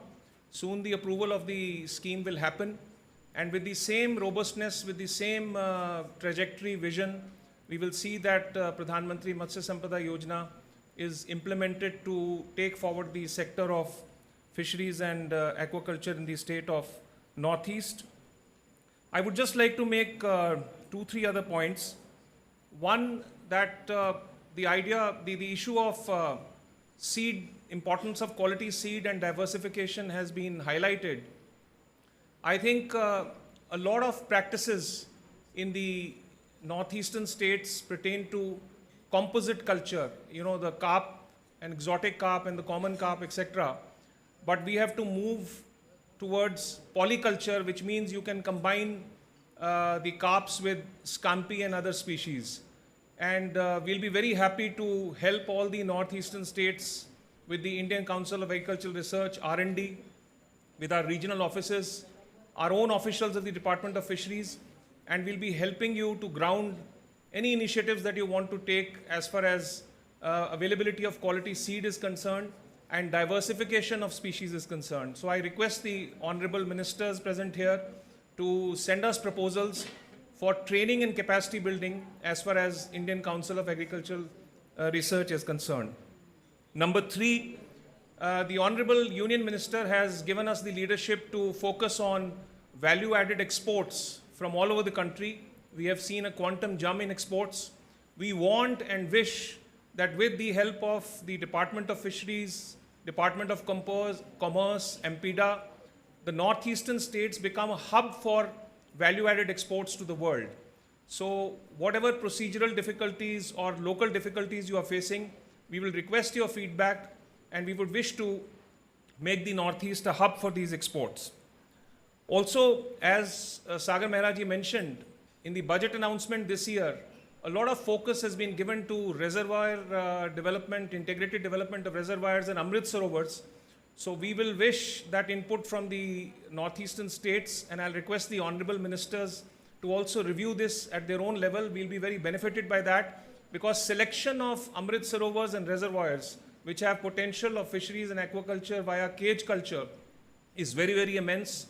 Countrywide, we have 35 lakh hectares area, and we can really take our production forward. Lastly, as far as production in the Northeast is concerned, the consumption currently is about 8.2 lakh tons. The production, as you saw, is about 7.11. So there is a gap of about 1.48 lakh tons. Now this gap can very easily be covered. Time to time we are releasing funds. Even now in the last about 2-3 months, we have given mother sanctions of about 70 crores or more. I'll request the honorable union ministers to kindly review this figure at their own level, because unless the funds are spent, we cannot release more, and this production gap cannot be covered. It is not a very big gap. Of course, our effort is to see, and the effort by the state should be to see that we double the production from 7.11 to 10 or 20. But this gap of 1.48 first needs to be covered by implementation of the projects which have already been sanctioned. Last but not the least, I think most important is digitization. A big initiative under the leadership of the Honorable Union Minister has been taken to digitize and formalize the fisheries sector. We have brought about 4 lakh beneficiaries on the portal, the National Fisheries Digital Portal. This number can increase significantly, because by way of this digitization and this registration, we'll be helping private entrepreneurs to take up projects in the northeastern states. So I'll again request, earnestly and humbly request the Honorable Union Ministers to also review the registration process on the National Fisheries Development Portal, so that we can extend our help via FIDF and other schemes, via NABARD, to all the private entrepreneurs who are actually going to bring the maximum change in the Northeast sector. I can assure you that on behalf of the Department of Fisheries, we'll do everything. As the Honorable Minister always guides us, most important is grounding of projects. Unless grounding of projects happens, nothing will move forward. And we'll take that vision forward with all earnestness. Thank you very much. We thank Dr. Abhilakshlikhi, Secretary, Department of Fisheries, for his lucid and very precise keynote address. Our review meeting is more significant with the next series of launches that we will be witnessing today. First, the multi-purpose dairy cooperative societies will launch a baseline village level survey for expanding the coverage of multi-purpose dairy cooperative societies to continue their effort to strengthen the cooperative dairy structure in the Northeast region. The baseline survey will cover approximately 8 districts covering around 8,000 households with the objective of identifying potential villages for organizing new MDCS. So to launch this program, I would like to invite the Honorable Shri Rajiv Ranjan Singh Ji, Union Minister of Fisheries, Animal Husbandry and Dairying, to hand over the survey kit to Pusilal Rammoya, Chairman, Mizo Milk Union, and Pungur Moya Silo, enumerator for the survey. Kongain Pusilal Rammoya le Pungur Moya Silo te local sila.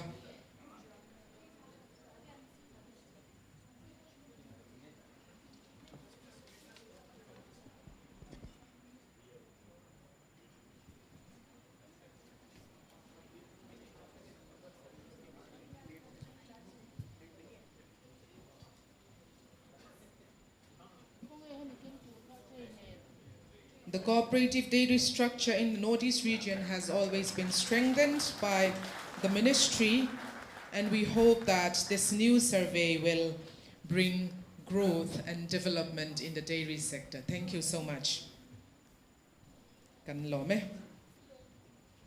Another component adding value to this meeting is the release of a film on African swine flu.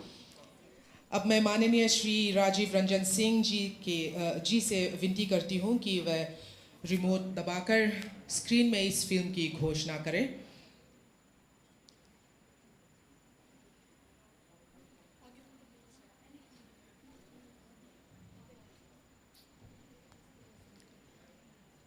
This movie on African swine fever is an awareness tool to safeguard the piggery sector, demonstrating biosecurity protocols, outbreak signs, transmission pathways, etc., so that farmers and stakeholders can be aware in time. Film ka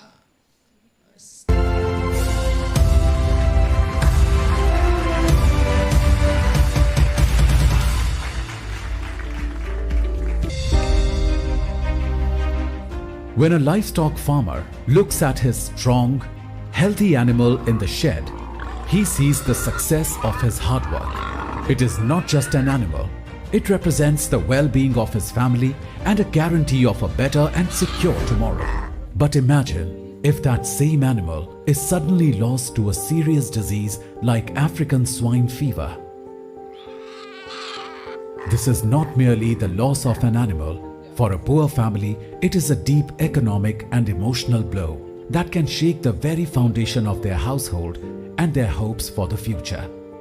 মানে কারণে বহুতখিনিয়ে loss যি ধৰণে আগতে মাৰ্কেটখনত যি ধৰণে গাহৰি বিকা কিনা চলি আছিল বা পোৱালি বিকা কিনা চলি আছিল.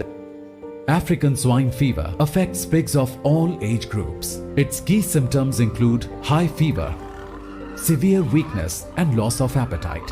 If body parts such as the ears, nose or legs turn bluish purple, or if bloody diarrhea and breathing difficulty appear, it is a sign of serious danger. The disease is so deadly that it causes abortion in pregnant sows, and infected pigs can die within 3 days. At present in India, there is no specific available treatment or vaccine for this disease. When African swine fever was first reported in India, the Department of Animal Husbandry and Dairying immediately took strict measures to prevent its spread. To protect farmers from heavy losses and to support them, DAHD has formulated National Action Plan on ASF for control and containment of ASF in definite timeline. Therefore, livestock farmers must follow strict biosecurity measures. Ensure strong fencing and controlled entry. Use designated clothing inside the farm and install footbaths at all entry and exit points. Maintain hygiene through regular hand washing and changing clothes. Purchase pigs only from trusted, disease-free farms, and before mixing them with your main herd, keep them in quarantine for at least 3 weeks. Isolate sick animals immediately and report any unusual deaths. Do not allow pigs to roam freely and protect them from wild animals. Always provide cooked feed. Do not dispose of dead animals in the open or sell sick animals. Regularly consult a veterinarian. Before taking biosecurity measure, we just wait our turn to go to ASF. But now, then after this biosecurity, the feeling is it is easy for us to take care of our pigs.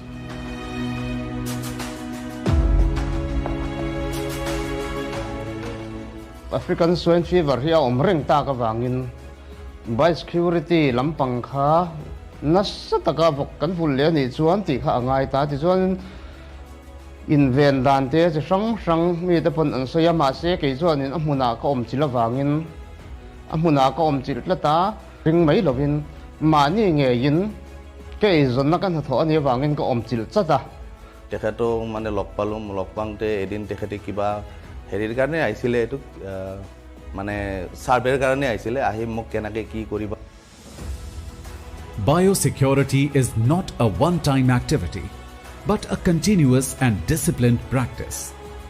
It is a wise investment made at a low cost. Because only when animals remain safe and healthy, the farmer's income and livestock enterprise remain secure. Strong biosecurity protects pigs, safeguards the farmer's hard work, and supports the rural economy. For better animal health and a secure future, consult a veterinarian regularly and pay special attention to treatment, vaccination, farm hygiene, and balanced nutrition.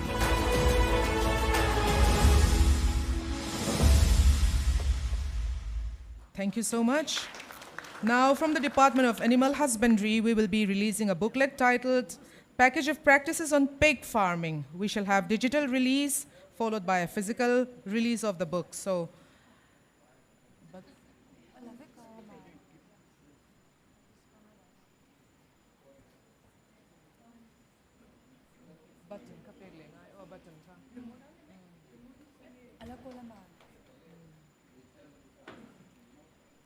I request the Honorable Union Minister of Fisheries, Animal Husbandry and Dairying to kindly press the button for a digital release of the booklet.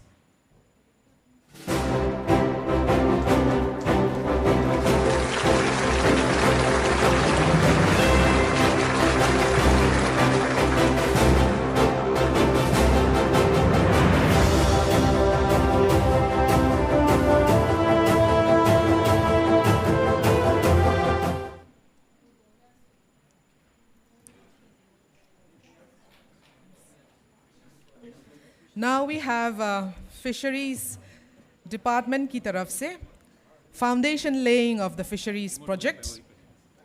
I think the remote is still with the Honorable Minister. हम अनुरोध करते हैं कि fisheries department की अनेक projects का वह screen पर शिलान्यास करें.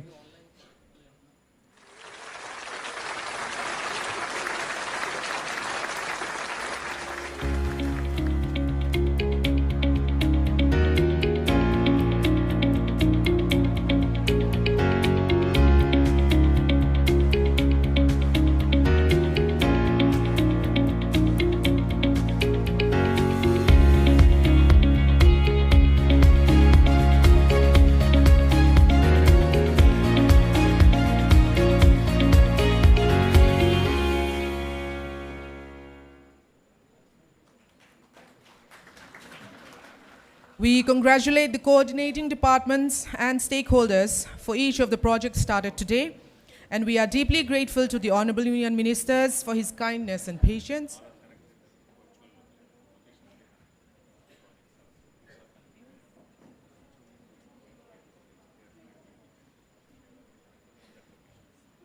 So the virtual release now has connected. They are virtually connected now, and then we can be seen. We thank you for your kindness and your patience. And I now would like to invite the Honorable Ministers from the Northeastern regions to speak.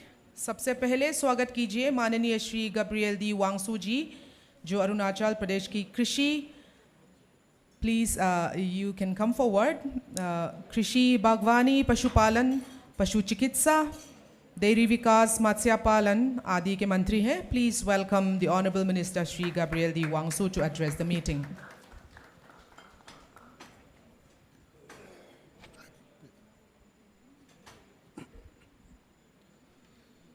So the Honorable Sri Rajiv Ranjan Singh,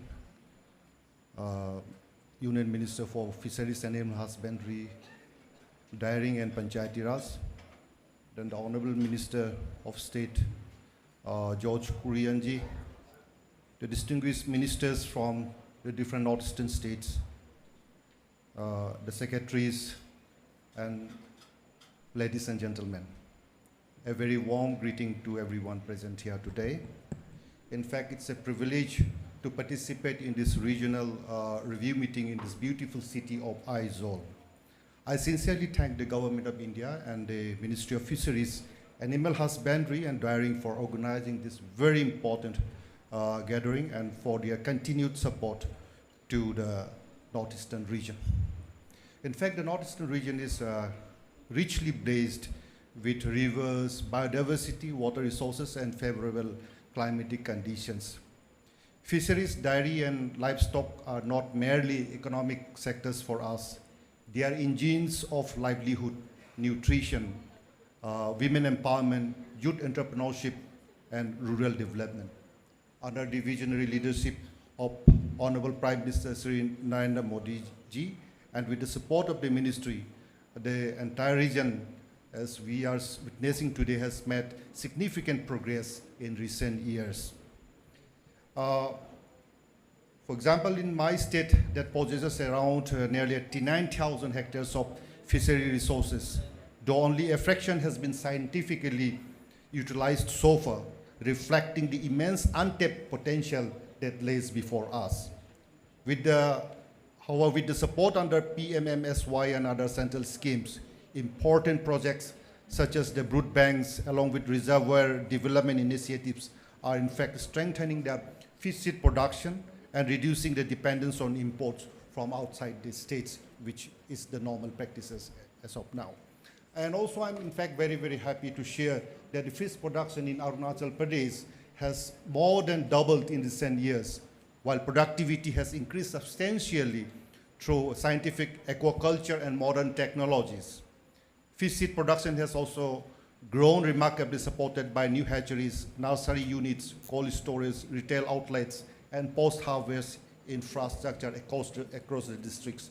This I'm substantiating and complementing the remarks already made by the learned secretaries and other officials here. And in fact, Arunachal Pradesh is also emerging as a promising hub for cold water fisheries and trout farming especially. Today, more than 1,000 trout raceway units are operational in the high altitude districts, creating substantial sustainable livelihoods and catering to the premium market demand. I'm equally proud to mention that the country's first aqua park at Zero has emerged as a very successful model of integrated fisheries development, tourism, awareness, and entrepreneurship promotion. The park has already generated revenue of more than 51 lakhs till April 2026 in just 1 year. Likewise, the upcoming modern fish market at Zero hopefully would strengthen hygienic fish trade and improve market access for the farmers, and this is due to be inaugurated in August next. To complement the government of India's initiatives, the state governments has been implementing the Atmanirbhar Matsya Palan Yojana, creating livelihood opportunities for the youth.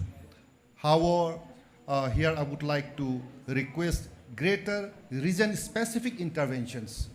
I repeat, I would in fact look forward to greater region-specific interventions and enhanced unit cost for the entire northeastern states, especially the hilly Himalayan states, considering our unique geographical and logistical challenges. In addition, in fact, I would like to reiterate, and this is mera tisra bar request mera rahega.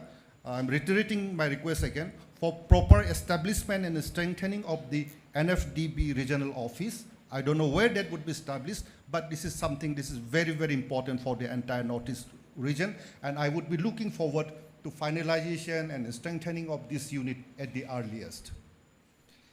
In the animal husbandry and dairy sector,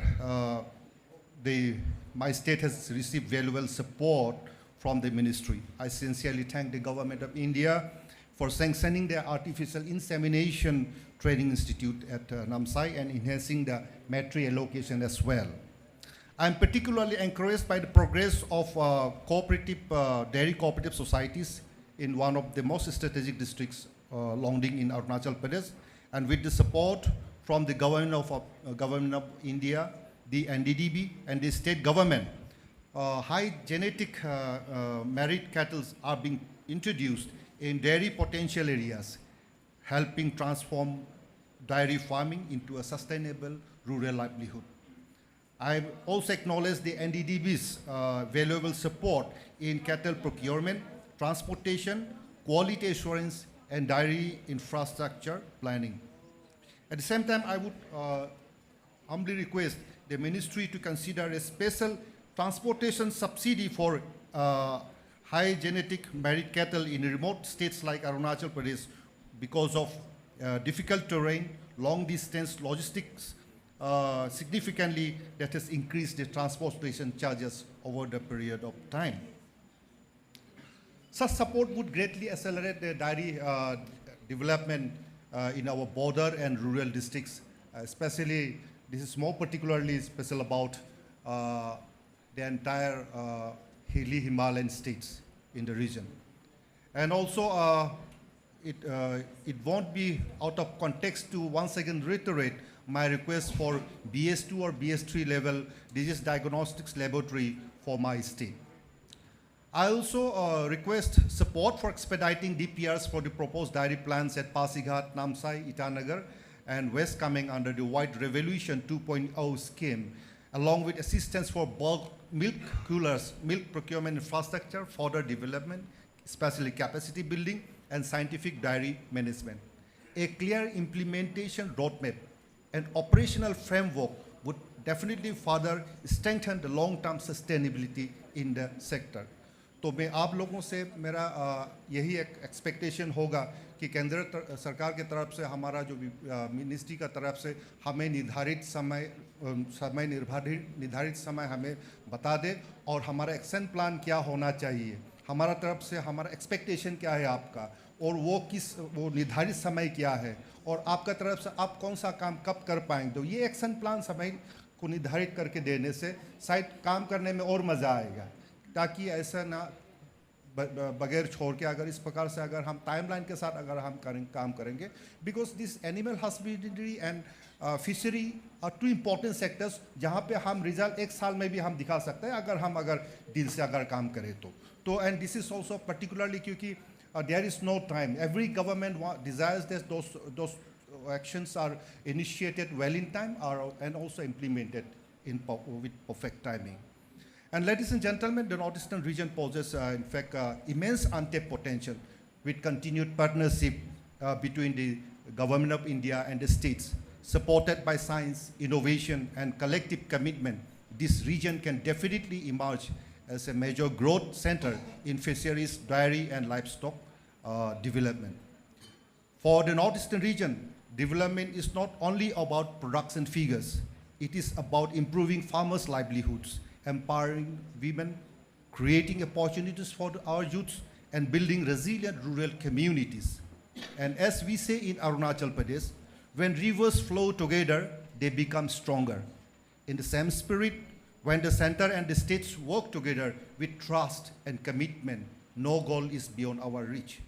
Before I conclude, I once again express my sincere gratitude to the Honorable Union Minister and the Ministry for their continued guidance and support to the northeastern states. I'm confident that today's deliberations will further strengthen regional cooperation and pave way for a self-resilient, prosperous, and nutritionally secure Northeast India. Thank you so much. Jai Hind, Jai Bharat. Thank you, Honorable Minister Sri Gabriel D. Wangsu. Just one small clip from Arunachal Pradesh video. And while the clip is playing, he is the Minister of Agriculture, Horticulture, Animal Husbandry and Veterinary Dairy Development. You can play the clip. Department of Fisheries, Food and Civil Supplies, Legal Metrology, Consumer Affairs.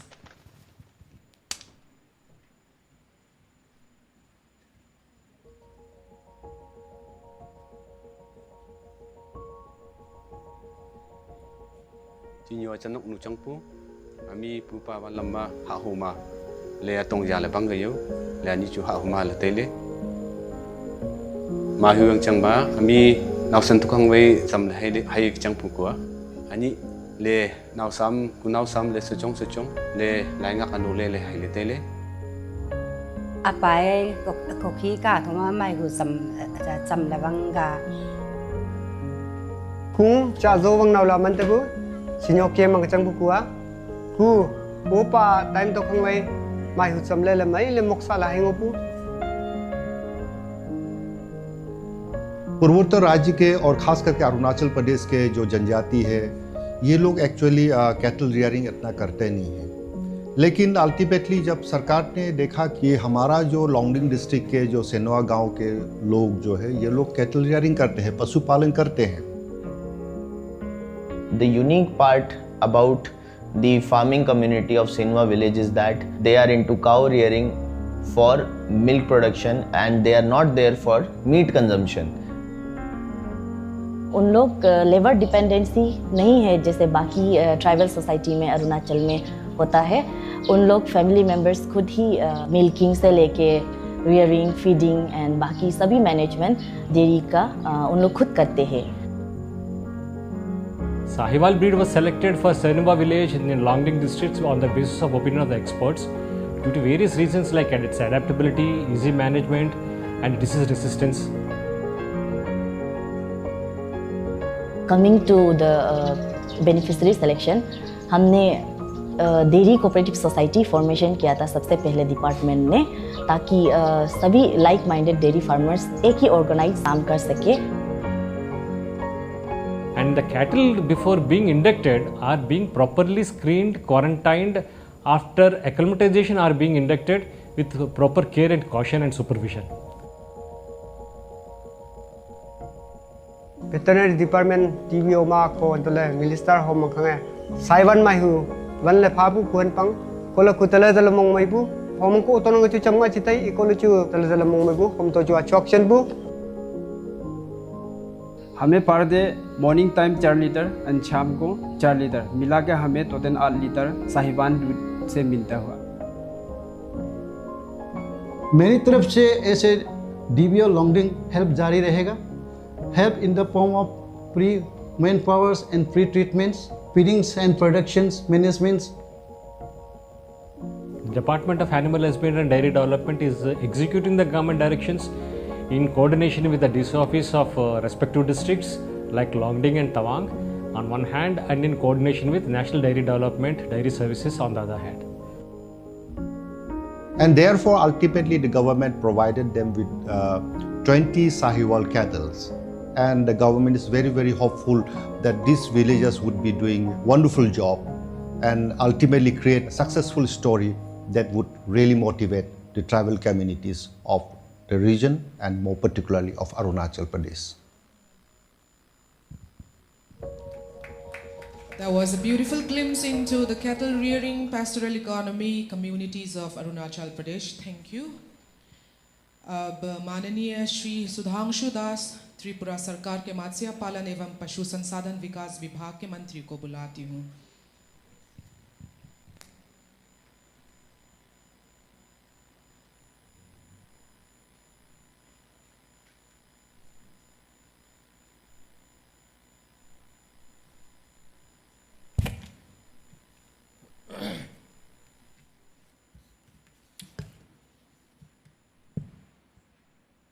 Namaskar, a very good morning to all. On the dais we have with us Honorable Union Minister Sri Rajiv Ranjan Singh Ji, Union Minister of Fisheries, Animal Husbandry and Dairying, Government of India. We have with us Honorable Sri George Kurian Ji, Minister of State, Fisheries, Animal Husbandry and Dairying, Government of India. Ministers came from different states in the northeastern region. Dr. Avilash Lekhi, Secretary, Department of Fisheries, Government of India. Sri Naresh Pal Gangawar, Secretary, Department of Animal Husbandry, Government of India. All the senior officials who present on the dais. Of the dais, we have with us esteemed officials came from different states in northeastern region. Other esteemed guests, ladies and gentlemen. First and foremost, on behalf of Tripura, I would like to extend my heartfelt gratitude and thanks to the Honorable Union Minister Sri Rajiv Ranjan Singh Ji for organizing this important regional review meeting in the sacred land of Holy Land of Mizoram. And he has given us the opportunity to spare time in this beautiful state of Mizoram. Yes, it is indeed an honor and great privilege for me to represent Tripura in this August gathering focused on animal husbandry and fisheries sector. These two sectors play a crucial role for strengthening our rural economy, income generation, nutritional security, as well as entrepreneur development. I must say, under the visionary leadership of Honorable Prime Minister Sri Narendra Modi ji and continuous guidance of Honorable Union Minister Sri Rajiv Ranjan Singh ji, we have witnessed unprecedented transformation in recent year. The Government of India, especially the Animal Husbandry and Fishery Department, launched various central sponsored flagship program. The scheme like Pradhan Mantri Matsya Sampada Yojana, Rashtriya Gokul Mission, National Livestock Mission, Livestock Disease Control Program, Dairy Development Plan, etc. in across the country as well as in the northeastern region. In Tripura, under the leadership of Honorable Chief Minister Professor Dr. Manik Shahaji, we are continuously implementing all the central sponsored scheme with a mission mode approach. I must say, the scheme like Pradhan Mantri Matsya Sampada Yojana in the fishery sector, the Fishery Department, Government of Tripura we are continuously and tirelessly working to meet the demand of the people of Tripura. And let me apprise you all, I have seen in the PPT that I think our national average in fish demand is 14.5 per capita. But I am happy to share that in Tripura, 98% of the people are fish eater. So naturally, our per capita demand is almost 29 kg per capita per annum. So you can understand what is the potentiality in fishery sector in Tripura. So under the guidance of Honorable Chief Minister Professor Dr. Manik Shahaji, we have launched a very significant scheme called Mukhyamantri Matsya Vikas Yojana. And under this scheme, we have started a reclamation of the pond, distribution of fishery inputs. First time in Tripura, I am very happy to share with you, as Honorable Prime Minister Narendra Modi ji has launched Kisan Samman Nidhi across the country. I think we are the first state in northeastern region. We are giving 6,000 financial assistance to the fish farmer as Matsya Sahayata Yojana. I think the farmers, those who are cultivating crops or paddy, they are considered farmer and they are getting 6,000 financial benefit from central. So I think we should not deprive our fish farmer also. On that note, we have provided 6,000 financial support to the fish farmer of our state. Coming to the next, a very important issue, as you know, already I have stated before in front of the Honorable Minister as well as the officials. Tripura is a flood-prone area, and every year we faced massive problems, especially in the fishery sector. Even if I talk about in 2024, the unprecedented flood, we have faced a massive loss in fishery sector. From the center, we did not get any support, but we have submitted our proposal. In this regard, from our state, we have supported more than 60,000 fish farmers to maintenance their pond, to reclamation of the pond, to remove the siltation and many things. Side by side, we are distributing fingerlings, fish seed timely, so that we can meet our demand in Tripura. Coming to the animal husbandry sector, again I am proud to share with you that we are the first state in the northeastern region.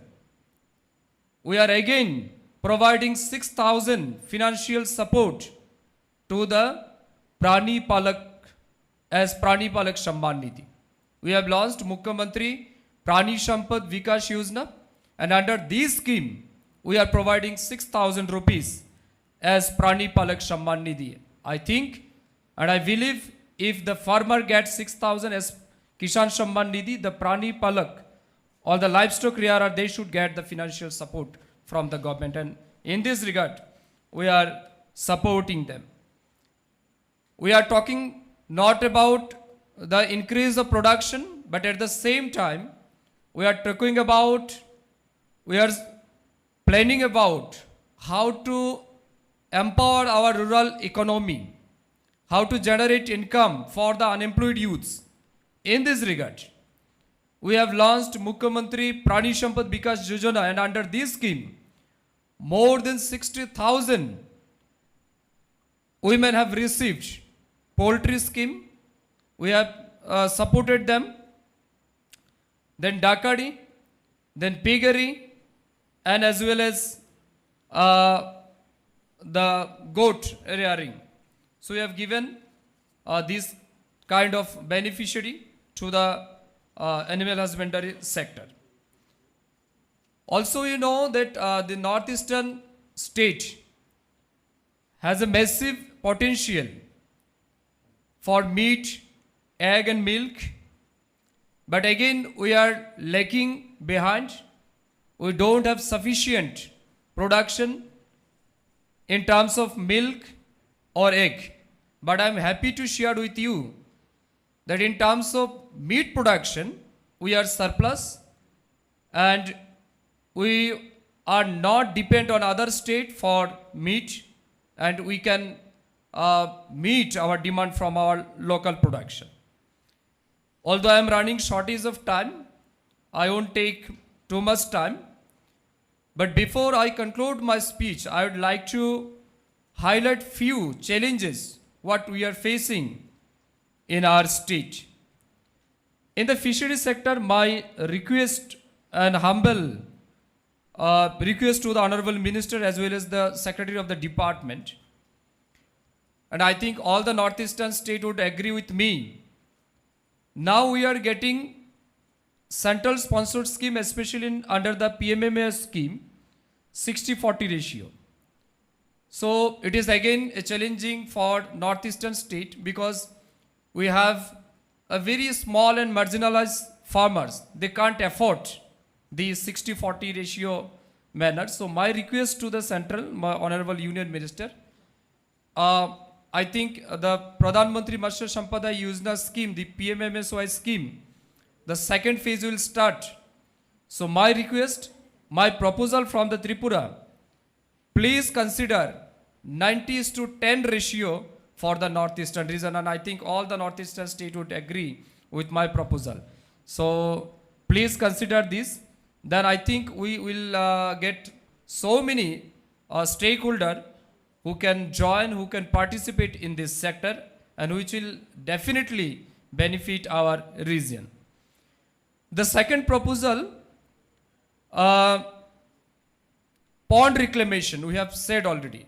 Under the Pradhan Mantri Matsya Sampada Yojana, every year we received fund for pond creation, for input distribution, for vehicles, for transportation, but there is no fund opportunity for reclamation and maintenance of the pond.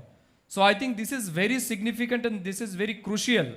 My request once again to the Honorable Union Minister and Secretary of the Department, please include pond reclamation in the Pradhan Mantri Matsya Sampada Yojana scheme.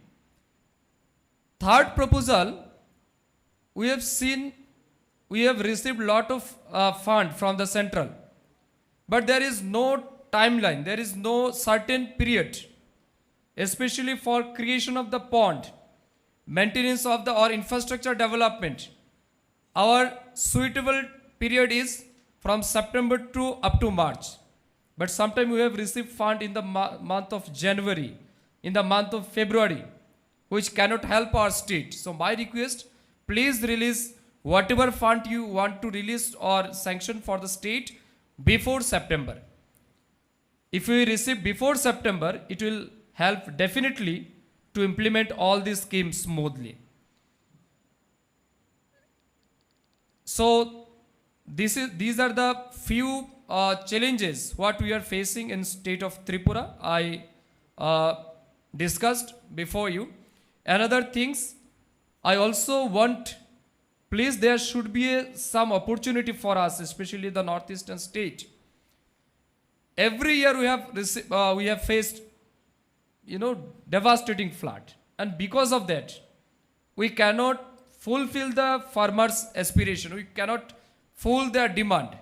So as on when required basis, or especially to meet the disaster issues, there should be a scope for, there should be opportunity for better opportunity for the fund, so that we can meet and we can demand our issues. I would like to thanks to the Honorable Union Minister Rajiv Ranjan Singh ji and Department of Fisheries that you have given the sanction of aquaculture, integrated aquaculture in Tripura, and we are working on it, and I hope very shortly we will inaugurate in presence of your good presence. In coming to the animal husbandry sector, even I have submitted that proposal earlier,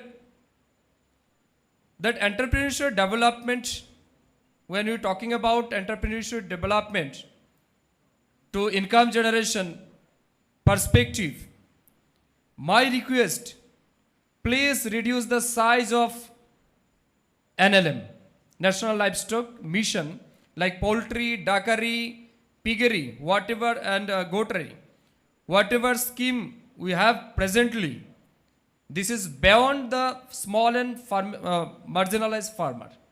So my request, please reduce the size so that we can get maximum number of people who can join this sector. Cattle farming is not entrusted. So my request, cattle farming should be entrusted under the National Livestock Mission. In terms of milk production, we are not in good position in Tripura. So I'd like to request the chairman of Dairy Development and as well as the Minister of Dairy Development and Government Animal Husbandry.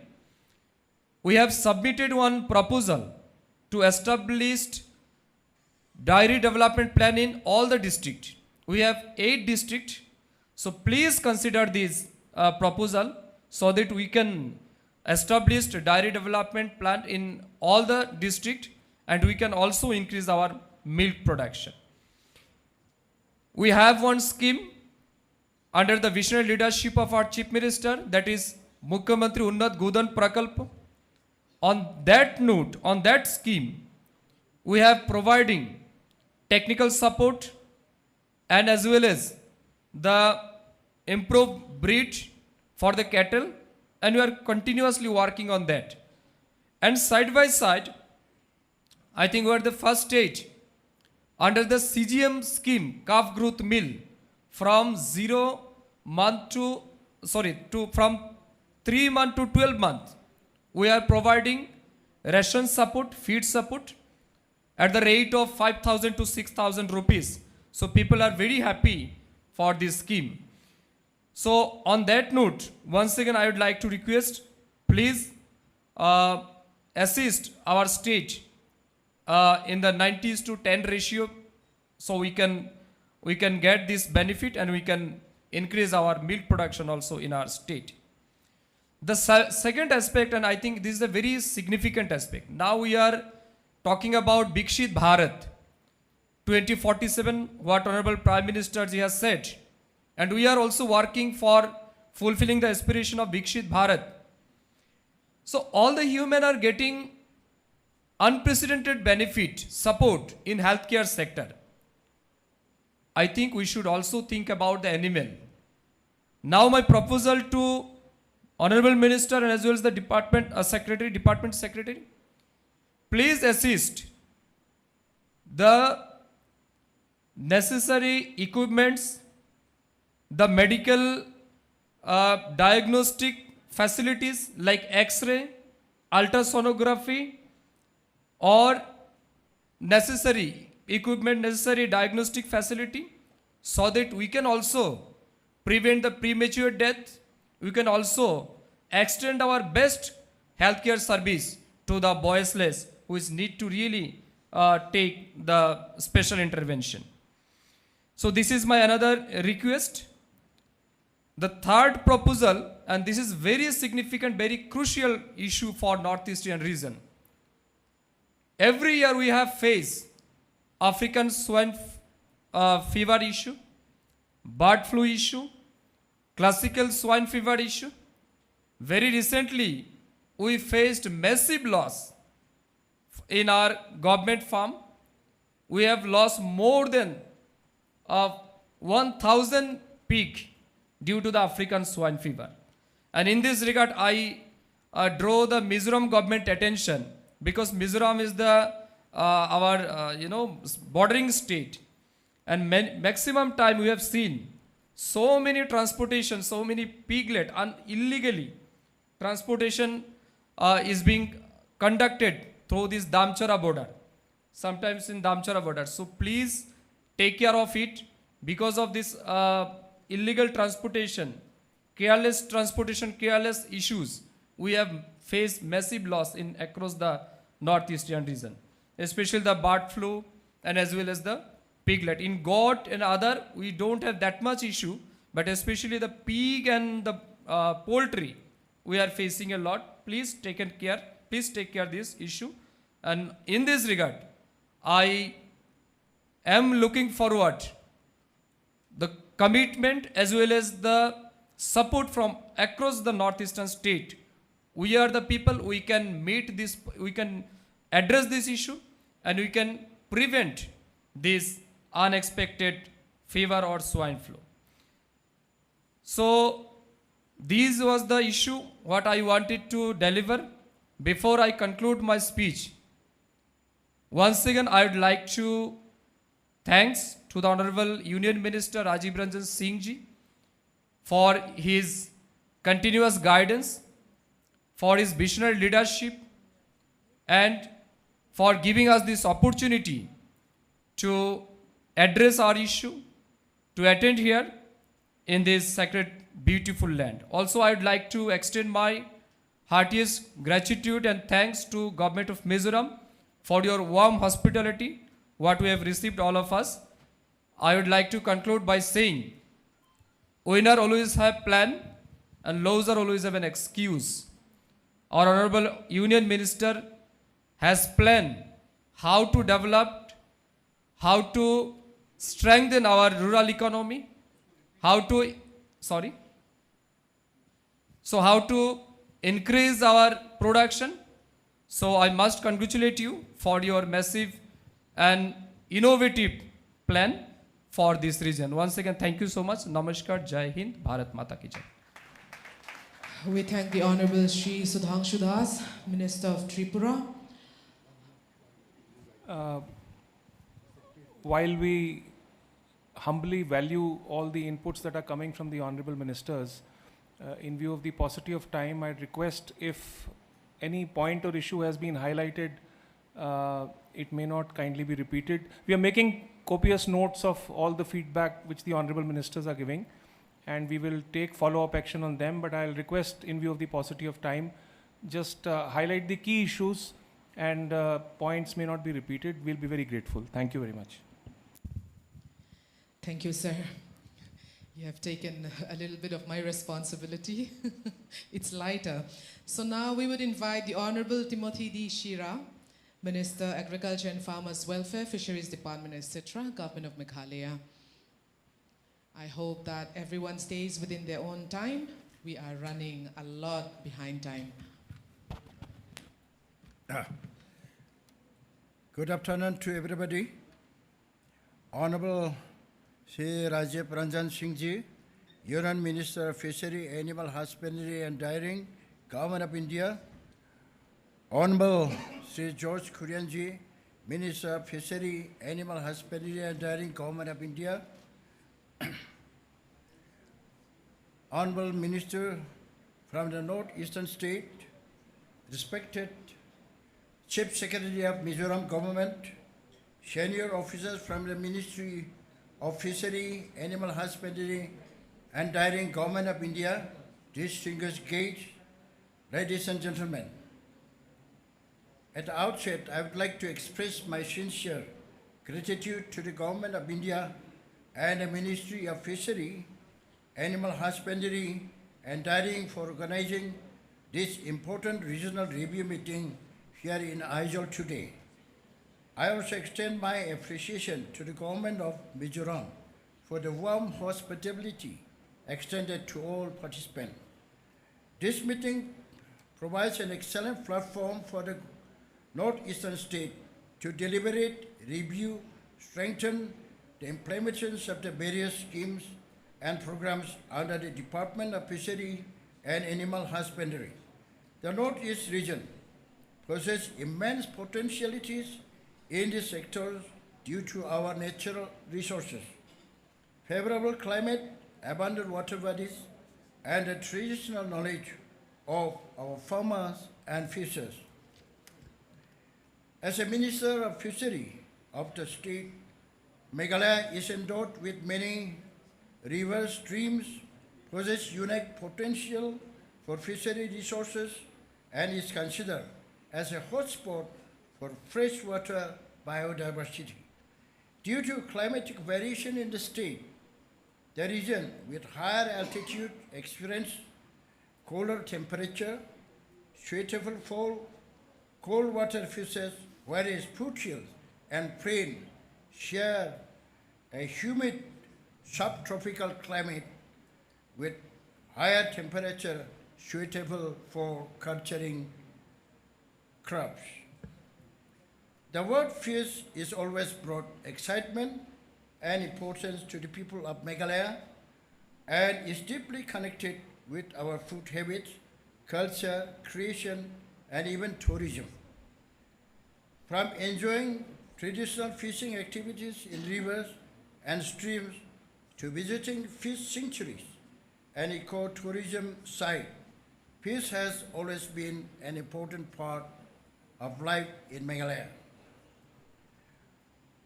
Fish farming, which was once mainly considered a hobby, has now transformed into a promising livelihood opportunity.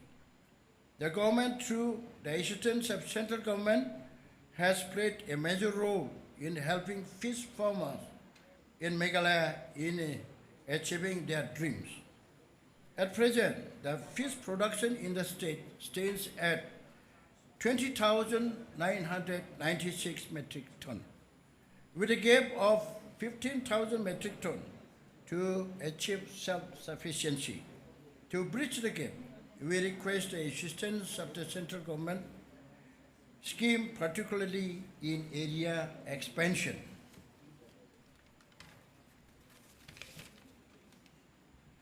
It is also heartening to inform that Pradhan Mantri Matsya Sampada Yojana scheme has really helped the people of the state of Meghalaya to avail various assistance provided by the government, which has already impacted the livelihood of fish farmers through various employment opportunities. The people of Meghalaya have become more actively engaged in fish farming today, with strong support and encouragement from the government, with continued innovation, training and participation from the younger generation. The fishery sectors in the state has the potential to grow even further and contribute significantly to its economy. I am very glad to inform this August House that the state had recently declared chocolate mahseer as state fish. The State Department has developed till date 113 sanctuaries across the state with the objective of promoting environmental values, preserving nature, including indigenous knowledge of people and conservation. The implementation of various fishery schemes in the state is not without challenges and problems, and the same can be addressed with government schemes and support. In this regard, I may place the suggestion as follows. As Meghalaya is known as the state which receives good amount of rainfall, most of which is received during monsoon. Hence, it is suggested that the sanction of the scheme can be issued during the month of August to September, so that executions of scheme be taken up during dry season in order to avoid chance of failure of projects. Training program is very much necessary for each and every farmer to be well acquainted and updated with knowledge of fish farming. Hence, it is requested to earmark funds for training orientation program prior to the execution of work. As we had earlier stated, that Meghalaya has a suitable climate for cold water fish culture. Perhaps the governments may provide assistance for trout and mahseer farming in the form of technical guidance, financial assistance to encourage farmers and promote this sector. Meghalaya is home to remarkable varieties of indigenous ornamental fish species, many of which are endemic and possess significant ecological, economic, and cultural values. To conserve the indigenous ornamental fish, hence the state requires assistance in breeding and culturing of the ornamental indigenous fish species in the departmental institute. The youth of our region possess immense potentials and energy. We must continue encouraging entrepreneurship, skill development, and innovation in fishery, animal husbandry, so that these sectors become attractive and sustainable livelihood option for the young generation. I am confident that the deliberation and discussion during this regional review meeting will help identify practical solutions, accelerate implementation of scheme, and further strengthen coordination between the central government and the state government.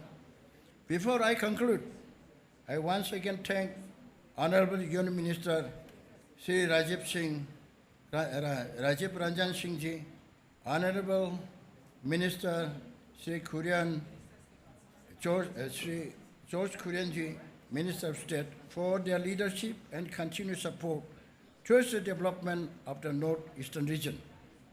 Let us continue to work together with commitment and cooperation for the welfare of our farmer, fisher, livestock rearer, and rural communities. Thank you. Jai Hind. Thank you so much, the Honorable Minister from Meghalaya, Timothy D. Shira. And now we would like to invite the Honorable Air Pangjung Jamir, Advisor to CM and MLA in charge of Fisheries and Aquatic Resources, Government of Nagaland.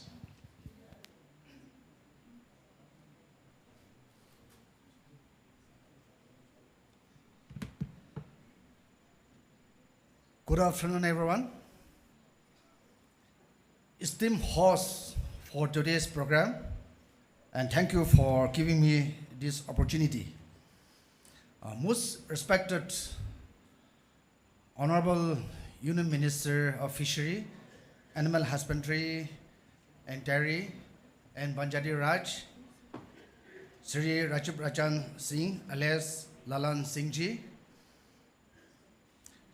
Sri George Kurian, Honorable Union Minister of State, Fishery, Animal Husbandry and Dairy, and Minority Affairs, Honorable Ministers of all the northeastern regions,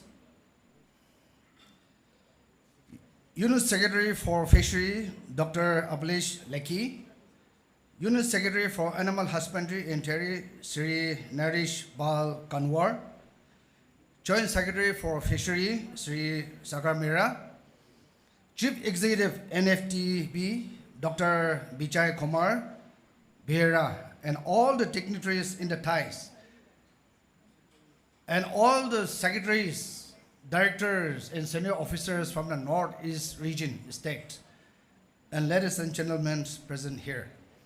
First of all, taking this privilege, I stand here to share on some of my thoughts and entries. As in charge for the Department of Fisheries in the state of government, I would like to bring on the importance of fishery sectors, which contributes a significant influence as both local and global role in building nation GDP, and of which Nagaland state has been considerable growth in the field of fisheries sector in the past 10 years under the NDA government and his alliance in the center.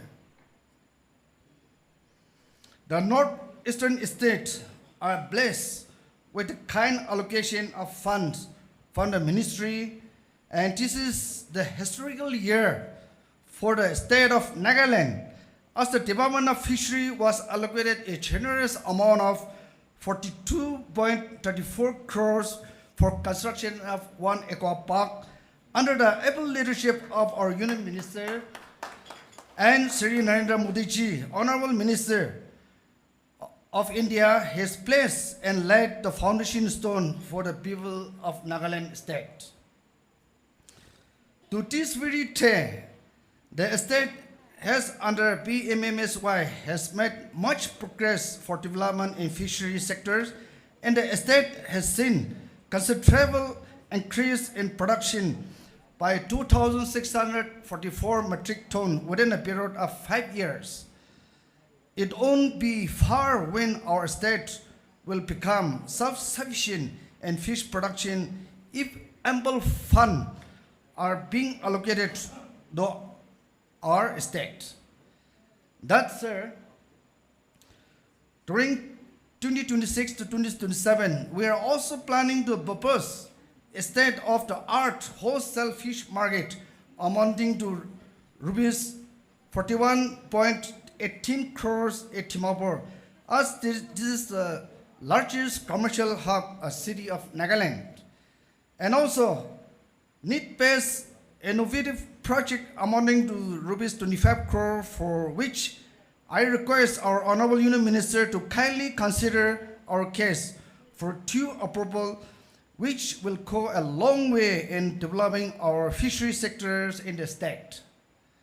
That, sir, due to the paucity of time, I will put forward the following few issues of Northeastern region state which demands your kind consideration.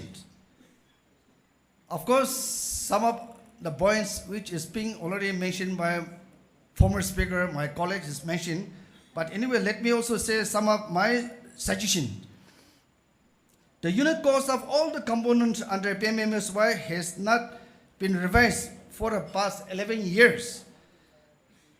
As the unit cost for construction of new ponds, as per the Nagaland PWD's SOR, rupees 25 lakhs per hectare against our PMMSY present state of 8 lakhs 40,000 per hectare, requesting for a revision of rate. Secondly, integrated fish farming should be introduced for the Northeast region under the scheme to enhance fish production.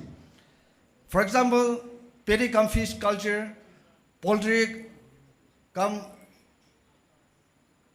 fishery, and piggery cum fishery, duckery and cottery, etc. In a small piece of land, the farmers will have a double income if we can go with this integrated farming in a particular places. Due to calamities like floods, landslide, etc., provision for renovation of all ponds and tanks should be reintroduced. Development of fishery ecotourism for Northeastern region should be considered. Most important points which I would like to share is that fishery link road should also be introduced in the Northeastern area at par with Equity Link Road, since the road connectivity is very poor and the fish farmers find it difficult to bring their harvest fish in the market. As you all know, especially in the Northeast, particularly this Nagaland, Arunachal, and some part of Manipur, most of the villagers is being settled in the top hill, whereas all the activities, agricultural activities is being taken up in the foothills area. So their products, their produce, they have to carry by the head load because there's no proper connectivity. So for which, if the ministry is considered for Equity Link Road, I think it will be a big help for our Northeast region. Administrative costs should be included for monitoring and successful implementation of the scheme. Contingency or flexi fund should be kept aside to take up innovative scheme based on the requirement of the state. Lastly, the subsidy amount should be enhanced to 90:10. The poor farmers find difficult to spend 40% of their share as per the present subsidy of 60:40 of funding ratio. When we see that our funding between in the Northeast, most of the schemes is being considered by our ministry 90:10. So if our ministry is considered, particularly for this Northeast, 90:10 in the ratio, I think it'll be a big help for our Northeast region. With these few words, I conclude my message, and also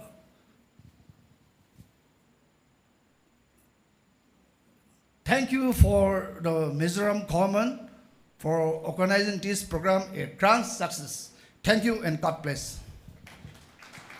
Thank you, the Honorable A. Pangjung Jamir, Minister from Nagaland. Now please allow me to call on Honorable Kazito Kanimi, Advisor and MLA in charge of Animal Husbandry and Veterinary Services, Government of Nagaland.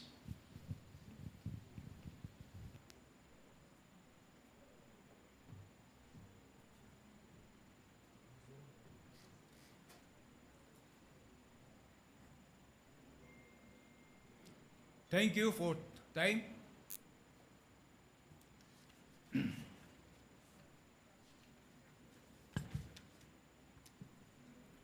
Respected Shri Rajiv Ranjan Singh Ji, Honorable Union Minister for Fishery, Animal Husbandry and Dairying, Government of India, New Delhi. Respected Shri George Kurain Ji, Minister of State of Fishery, Animal Husbandry and Dairying, Government of India.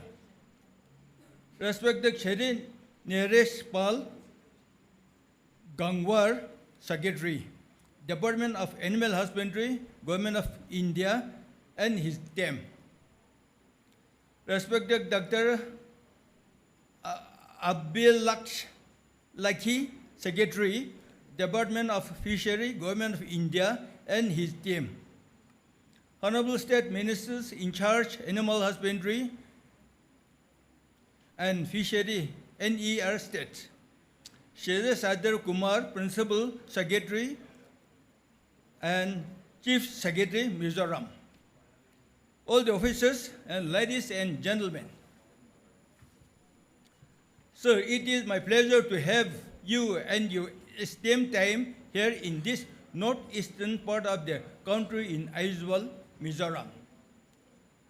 From Nagaland, we convey our gratitude to you for coming here to review the schemes and listening to our issue. Your presence here speaks volume about the care you have shown to us. Sir, Nagaland is a resource-crunch state, and our activities and funding depends mostly on centrally sponsored schemes funded by Government of India. Due to our food habit, meat is our priority common commodity, followed by milk, eggs. We would like to inform you that in the past couple of years, our youth have benefited from NLM EDP, and this is enhancing our meat production through piggery. Also, in the midst of various disease outbreaks affecting our farmers' livestock, insurance has given a hope of confidence in the eventuality of any mortality. Sir, taking this opportunity, I would like to point out a couple of issues that Nagaland in particular and NER in general facing. First, in the backdrop of COVID-19, our piggery sector has been partially affected due to lockdown, and now it is again devastated due to frequent outbreak of African swine fever. In spite of strict biosecurity measure that is being followed, we observe that this pattern is because of high import from the state, and this is weakening our economy as well as employment opportunity. Therefore, sir, if ways and means can be found out to curb this menace, then it will go a long way in improving the livestock sector in NER. So my second issue is, I should say, a request that in Nagaland, including most NER states, we have our own indigenous animals like mithun, as well as other animals like indigenous cattle, tuto, indigenous pig, tinevo, and nagal, goat, simine, poultry, desi chicken, all etc., which needs conservation and propagation to maintain its population. Therefore, sir, if due attention can be given to these animals under NLM, it will benefit NER state in the long run in maintaining this genetic pool. Further dairying is one sector where we are unable to go forward due to lack of quality cows. Therefore, a short-term induction of HGM cows can ease the shortage of dairy cows in the state. With these few words, I would like to conclude. I once again convey our gratitude to you and your team for the care that you have shown to us. Thank you.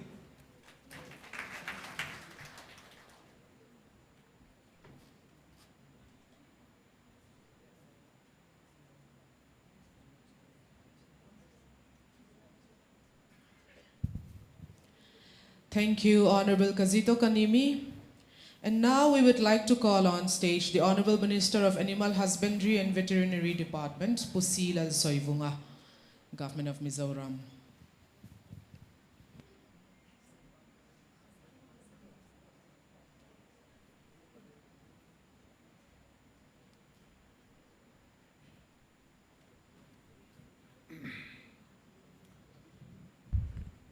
Namaste, Chibai.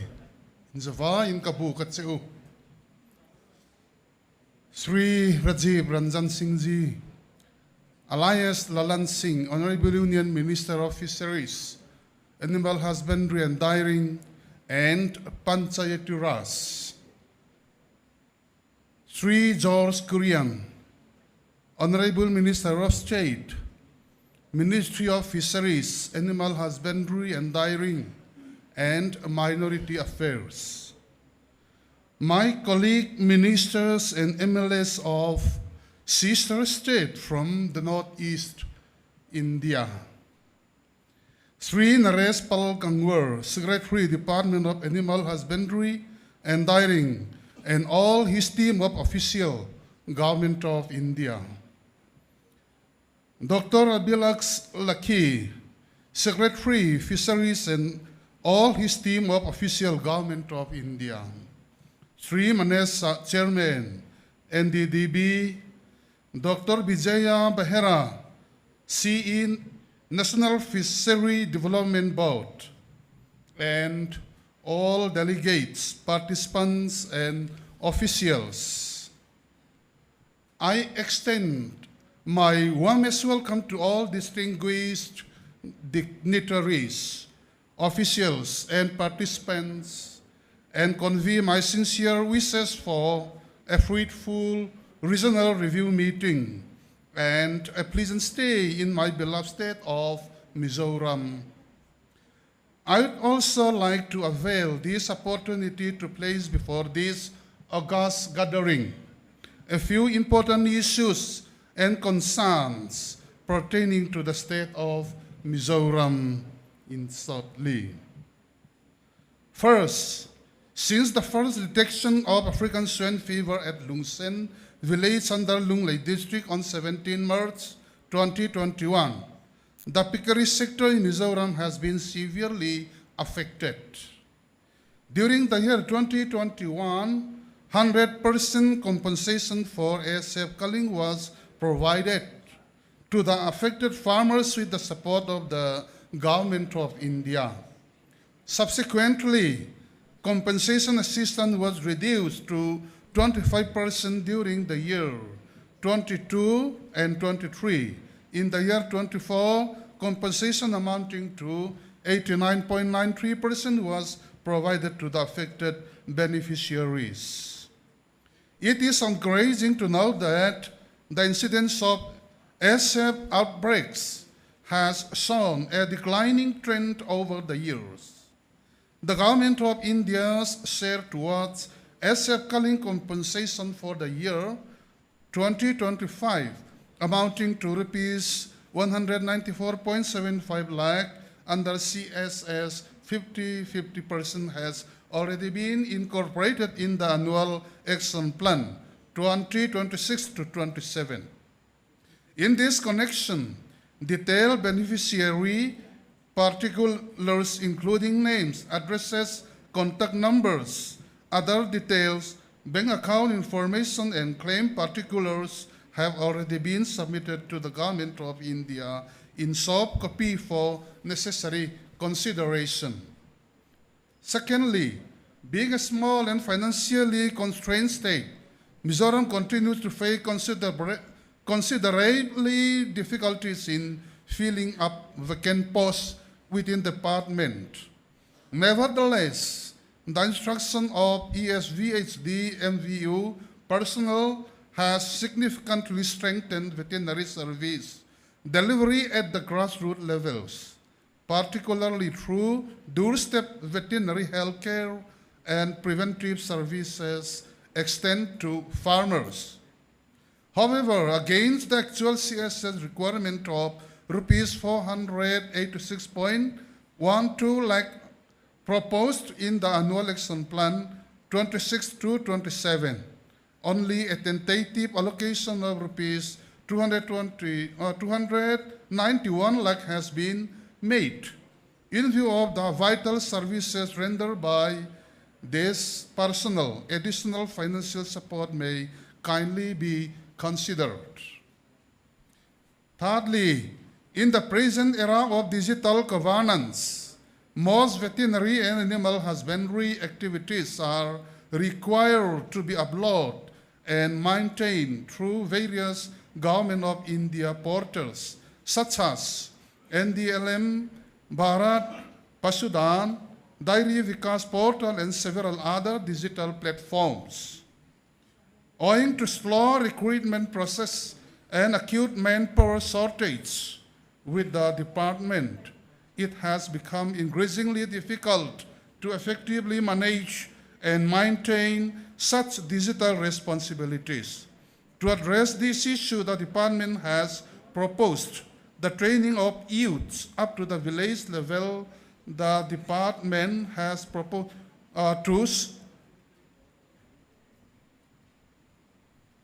the training of youths up to the village level to support digital data management and implementation activities. Accordingly, a proposal has already been submitted under the training component of the National Livestock Mission. Fourthly, the 11 National Steering Committee approved an amount of rupees 1,417.37 lakh under the Annual Action Plan 2022-23 for implementation of the RGM. However, till date, only rupees 847.34 lakh has been released by the Government of India, leaving a balance amount of approximately rupees 570 lakh yet to be released.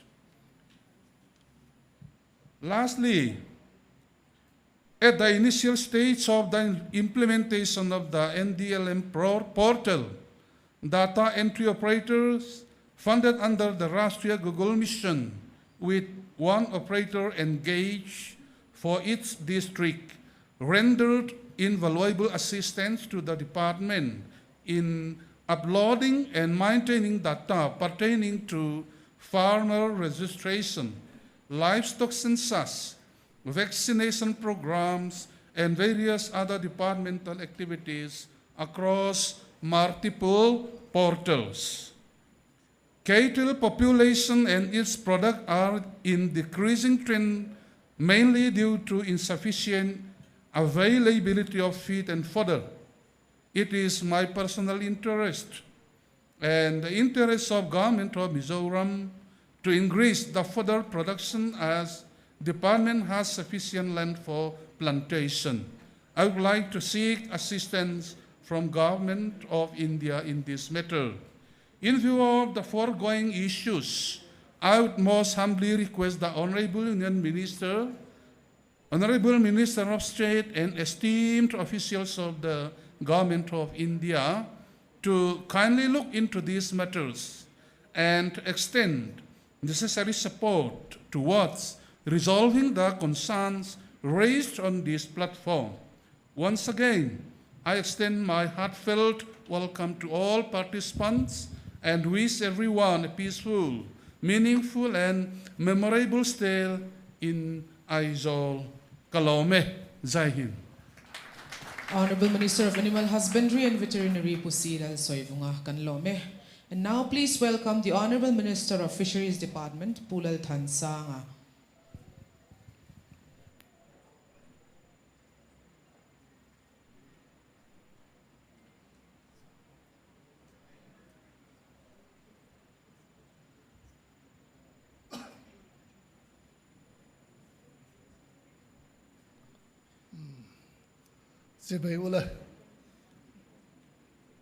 Honorable Sri Rajiv Ratan Singh Ji, Union Minister for Fishery, Animal Husbandry and Dairying, Government of India. Honorable Sri George Kurian Ji, Minister of State for Fishery, Animal Husbandry and Dairying, Government of India. And I will not mention all others' names. So distinguished delegates, ladies and gentlemen, it gives me immense pleasure to welcome all distinguished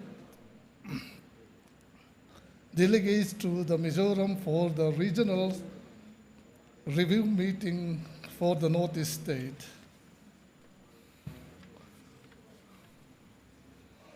At the outset, I express my sincere gratitude to the Ministry of Fishery, Animal Husbandry and Dairying, Government of India for organizing this important meeting in Aizawl. We are honored by the presence of the Honorable Union Minister, Sri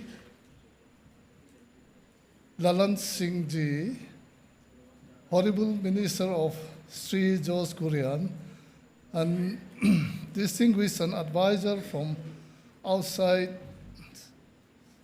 sister northeastern state and senior official of the Government of India. Fishery sector has emerged one of the most promising sectors of livelihood generation, nutrition security, and rural economic growth. And for the northeastern state, blessed with abundant water resource, favorable climate conditions, and rich aquatic biodiversity, the opportunities are immense. In Mizoram, fishery continue to gain momentum of the important livelihood sectors. The state has approximate 24,000 hectares suitable aquaculture, of which only about 1/4 has so far been developed. This clearly indicates that vast scope that remain for future expansions and investment. I am pleased to share the Mizoram record is highest ever fish production during 25-26 2025 to 26, registering the increase of nearly 1,000 metric tons over the previous years.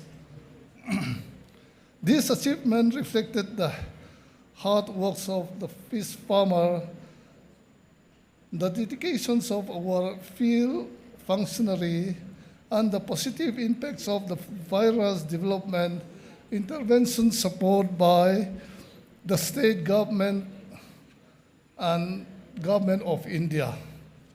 Now we are very lucky that Fishery Department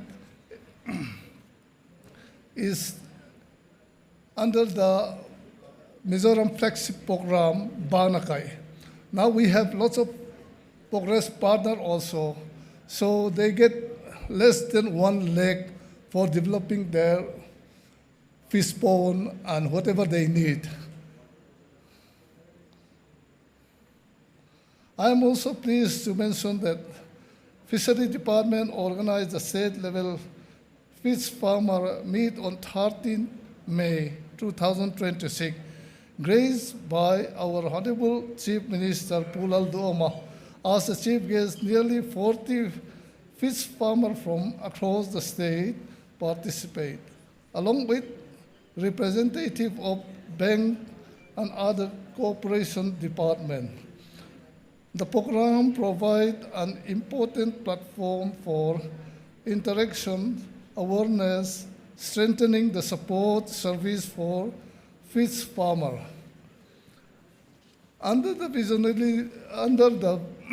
visionary leadership of our Honorable Chief Minister Pulal Duoma, fishery has identified as priority sector under the Banakai hand-holding program, which seek to promote suitable livelihood and economic self-reliance. Through this initiative, we aim to expand fish production, generation employed opportunity, and improve rural income. Recognizing the importance of the community participation, the Fishery Department has also entered into the momentums of understanding with the Young Mizo Association to strengthen community involvement in fishery development, riverine conservation, and awareness program, and we firmly believe that sustainable development can be achieved most effectively when the government initiatives are completed by active community participation. While acknowledging the substantial support extended by the Government of India through PMMSY and other flagship programs, a few issues merit special consideration for hill states such as Mizoram.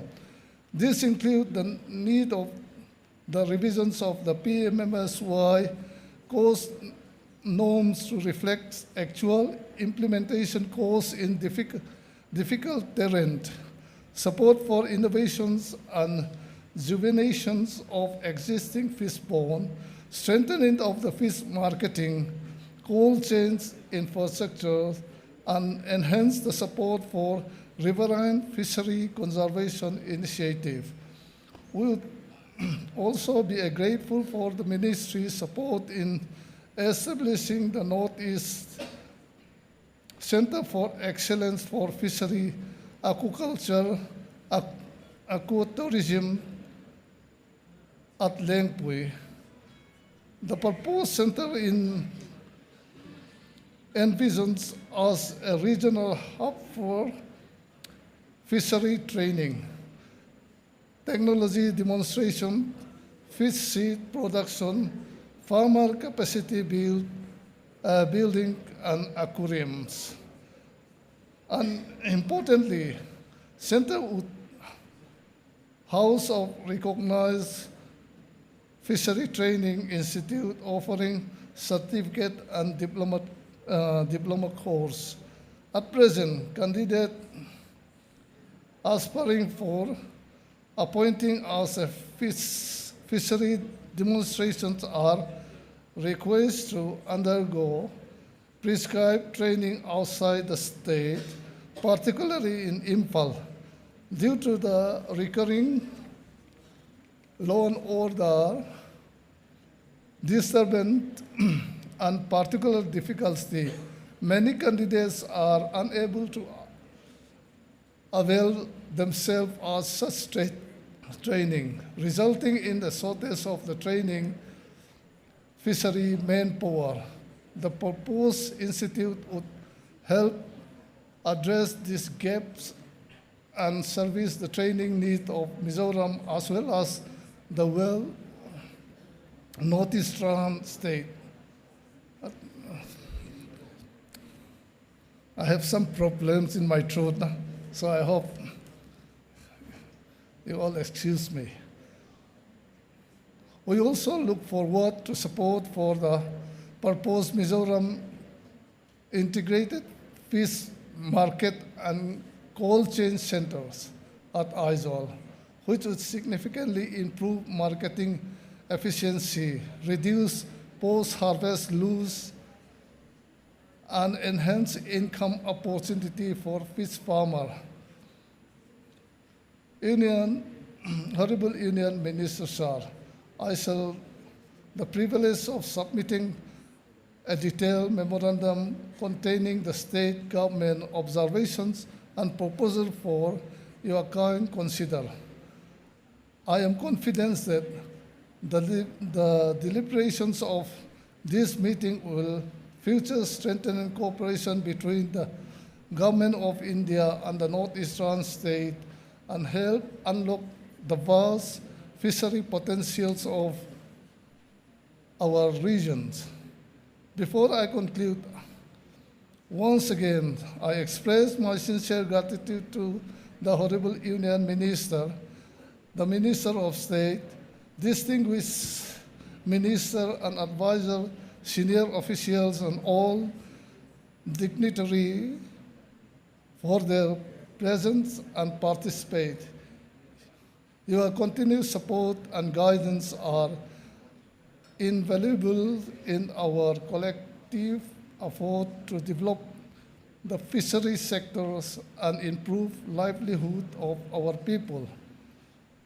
With this word, once again, welcome all dignitaries to the Mizoram and wish the regional review meeting for the Northeast Trans-State fruitfully deliberations and every success. Thank you, Kalome. Jai Hind. And I would like to make announcement for tonight's dinner. At last, I would like to invite all the delegates for the cultural programs and state dinner hosted by our Honorable Chief Minister tonight at 6 p.m. at Aizawl Club. Thank you. Thank you so much, the Honorable Minister of Fisheries Department, Pulal Thansanga. Due to reasons crucial to the committee, the review committee has decided to extend 5 minutes to call on delegate for Assam. Please welcome the Additional Chief Secretary to the Government of Assam, Shri Kailash Chand Samaria.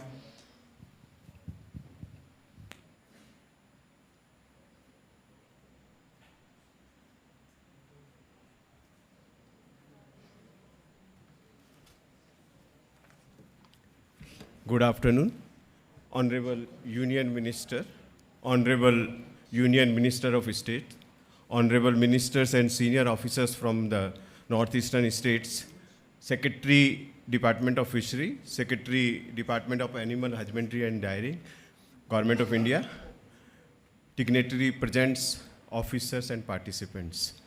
At the outset, I convey the warm greetings and good wishes of the Honorable Chief Minister of Assam, sir. Just a little bit for Assam, already Sagar Mehra has given a detail on the progress made by the state of Assam. The fishery sector in Assam has become an important pillar of the rural economy for the state. During 24-25, the sector contributed about 2.80 for the state GDP and 9.22 to the primary sector. The state has achieved a production of 5.54 lakh million ton during the year 25-26, which is an increase of, say, from when the PMMS was initiated in 2019-20, it was 3.93 lakh million ton, and now it is 5.54, increase of 1.61 lakh million ton. The growth reflects the combined impact of PMMSY, sir, state initiatives, technology adoption, infrastructure creation, and the increasing participation of the fish farmers. Because of the time given, I'll cut it short. Sir, Assam Progress proposed to move from the present production of 5.54 to 10 lakh million ton in the coming in 2029-30. It's an ambitious plan, sir. We will need the continuous support under the PMMSY2, scientific development of bills and wetlands, sir. For that, we have 2 EAP projects: intensification of pond aquaculture, strengthening of hatcheries. We like to have some brood banks also, sir. At present, we have been given 2 brood banks. More brood banks are required under the PMMSY2. And sir, the Amrit Sarovars, we have submitted a proposal to Government of India, but it appears that under the PMMSY, the number of Amrit Sarovars will be taken up very less. But we still, yes, sir. In pursuant of the state government's policy priorities, and the department has initiated proposal for development of important fishery infrastructure, sir, including development of Sonbill, redevelopment of Jagi Road dry fish market, sir. We have submitted a proposal for the Sonbill development. Last time when we had a review meeting in Assam, sir, our minister had proposed and submitted a proposal on this thing. Sir, a new proposal has been announced under the last, this thing, sir, for this year's budget, it will be announced, sir. Jagi Road dry fish market. It's a big market, sir. We need support from Government of India in this regard, sir. Coming to the veterinary and dairy sector, sir, Assam has made increasing progress as stated by Additional Secretary in livestock and poultry production. During the last year, state achieved about 12% growth in milk production, with daily milk production increasing from 20 lakh liters per day to 33.5 lakh liters per day. However, despite this progress, sir, Assam still continues to face a production-consumption gap. In the dairy sector, sir, the state has set up an ambitious but achievable goal of becoming self-sufficient in milk production within the next 5 years by increasing the milk production from the current 33.5 lakh liter to 57 lakh liters. For this, state is strengthening AI and sex-sorted semen programs under RGM, sir, with the objective of doubling annual AI from 6 lakhs to 12 lakhs. At the same time, Assam is working to increase the share of milk coming into the organized sector. Presently, sir, only 10% of the milk produced in the state comes into the organized sector. The state, to encourage farmers to pour milk into the organized sector, we have introduced a subsidy of ₹5 per liter for the farmers, sir. This has increased the pouring by 32% from June 2025 to February 2026. For self-reliance in egg production, sir, the Assam, with the state policy, is able to make an addition of more than 8 lakh eggs per day through commercial layer farms. Assam aims to become self-reliant in egg production by 28-29.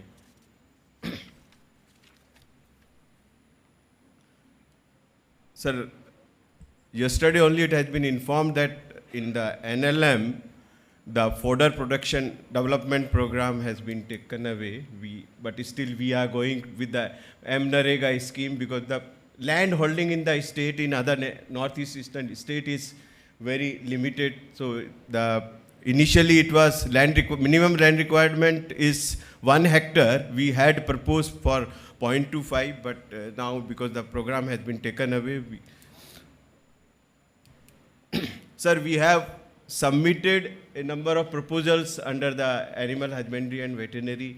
As stated by Additional Secretary, those already you have approved, sir. We need further strengthening, like the Institute of Veterinary Biological Khanapara, then the Northeastern Regional Disease Diagnostic Laboratory. Along with this, sir, our main thrust, and we need a continuous support from the veterinary, animal husbandry and veterinary dairying department, Government of India, for addition of more exotic bulls for the increased semen production, and continuous support for procurement of additional 5 lakh doses of sex-sorted semen, sir. That will make us to increase our AI from present 6 lakh to 12 lakh annually. In conclusion, sir, Assam remains committed to working closely with the Government of India and other northeastern states for sustainable growth of the fisheries, animal husbandry and dairy sector. With continuous support and coordinated efforts, the northeastern region can emerge as a strong hub of nutritional security, rural livelihood and inclusive economic growth. I once again thank the Ministry of Fishery, Animal Husbandry and Dairying, Government of India and the Government of Mizoram for organizing this regional review meeting. Thanks a lot. Thank you so much, Sri Kailash Chand Samaria, for the compact report. Now, please allow me to invite the Honorable Sri George Kurian, Minister of State of Fisheries, Animal Husbandry and Dairying, Government of India, to address the meeting. Please give him a big round of applause.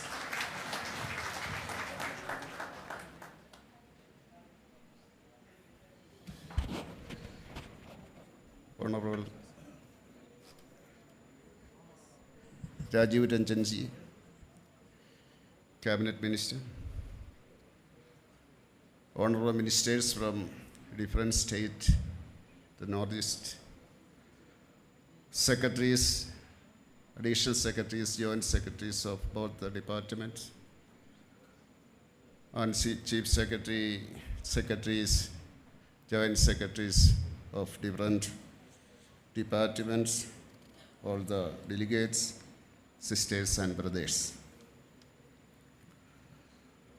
The one thing I noticed in Northeast is the very good community system. In India, nowhere you see the SHGs run by the women and the NGOs. I think we can avail these facilities for this both animal husbandry and fisheries. Because the women empowerment is very good in northeastern states. And for their target, if we give this fisheries and animal husbandry production, it will be very good, I think. And for this development that is provided by our national government led by Prime Minister, it should be used for export, not for importing fish and other things from other states. I request all the state for utilizing these facilities, our infrastructure facilities for export product from Northeast and development.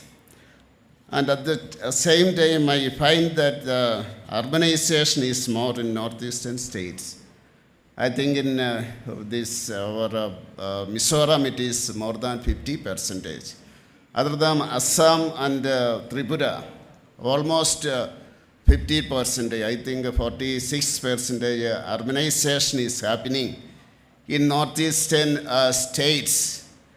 And especially that can be used for using the modern technique and scientific technologies. It is very easy for the people and the department for using and this educating people for this both the department. And main important speech is coming. I don't take much time and it will be repetition because presentation happened here and I don't want to take much time. At the same time, this our Mizoram government, I express my gratitude, the gratitude of the ministry for conveying this kind of very good this meeting and this review meeting and their hospitality. Thank you very much.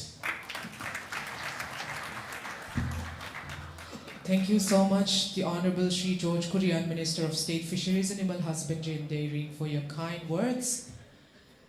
अब और में सौभाग्य माननीय श्री राजीव रंजन सिंह, भारत सरकार के मत्स्य पालन, पशुपालन और दुग्ध उत्पादन मंत्रालय के मंत्री को मुख्य भाषण देने के लिए सम्मान के साथ आमंत्रित करती हूँ.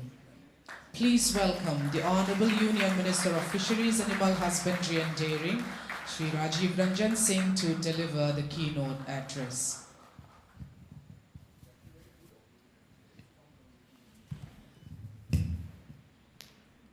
माननीय राज्य मंत्री श्री जॉर्ज कुरियन साहब, मिजोरम सरकार के पशुपालन मंत्री श्री लाल साहब ब्योंगा जी, मिजोरम सरकार के मत्स्य फिशरी मिनिस्टर लालथंग संगा जी, अरुणाचल प्रदेश के माननीय मंत्री गोवियल डी वांगसू जी, मेघालय के माननीय मंत्री श्री तिमोती डी शीरा जी, त्रिपुरा के माननीय मंत्री श्री सुधांशु दास जी, नागालैंड के मुख्यमंत्री के सलाहकार एवं फिशरी विभाग देखने वाले पांगजुंग जमीर जी, नागालैंड सरकार के सलाहकार एवं पशुपालन विभाग देखने वाले कास्टो किन्मी जी, फिशरी के सचिव श्री अभिलक्ष लेखी साहब, पशुपालन विभाग के सचिव श्री नरेश पाल गंगवार जी, पशुपालन विभाग की अपर सचिव श्रीमती वर्षा जोशी जी, मिजोरम के मुख्य सचिव श्री सुधीर कुमार जी, पशुपालन विभाग के additional secretary Ramashankar Sinha ji, NDDB के chairman doctor Minesh Shah ji, fishery के जॉइंट सेक्रेटरी श्री सागर मेहरा जी, एनएफडीबी के सीईओ डॉक्टर विजय बेहरा जी और विभिन्न राज्य सरकारों के एवं केंद्र सरकार के सभी पदाधिकारीगण एवं अन्य उपस्थित महानुभाव। नॉर्थ ईस्ट के प्रति भारत सरकार का रवैया बहुत ही सकारात्मक है और आदरणीय प्रधानमंत्री जी का यह हम सबों को यह निर्देश रहता है कि नॉर्थ ईस्ट के राज्यों पर विशेष तौर पर ध्यान केंद्रित किया जाए। इसके पहले हम लोगों ने मेघालय में, आसाम में, कई राज्यों में की थी बैठकें, लेकिन मिजोरम में इस बार हम लोगों ने तय किया कि इस मिजोरम जो छिपा हुआ सुंदर प्रदेश है इस देश का, वहाँ आके हम लोग यह बैठक करें।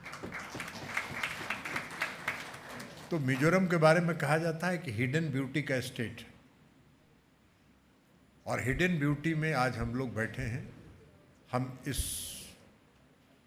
समीक्षा बैठक की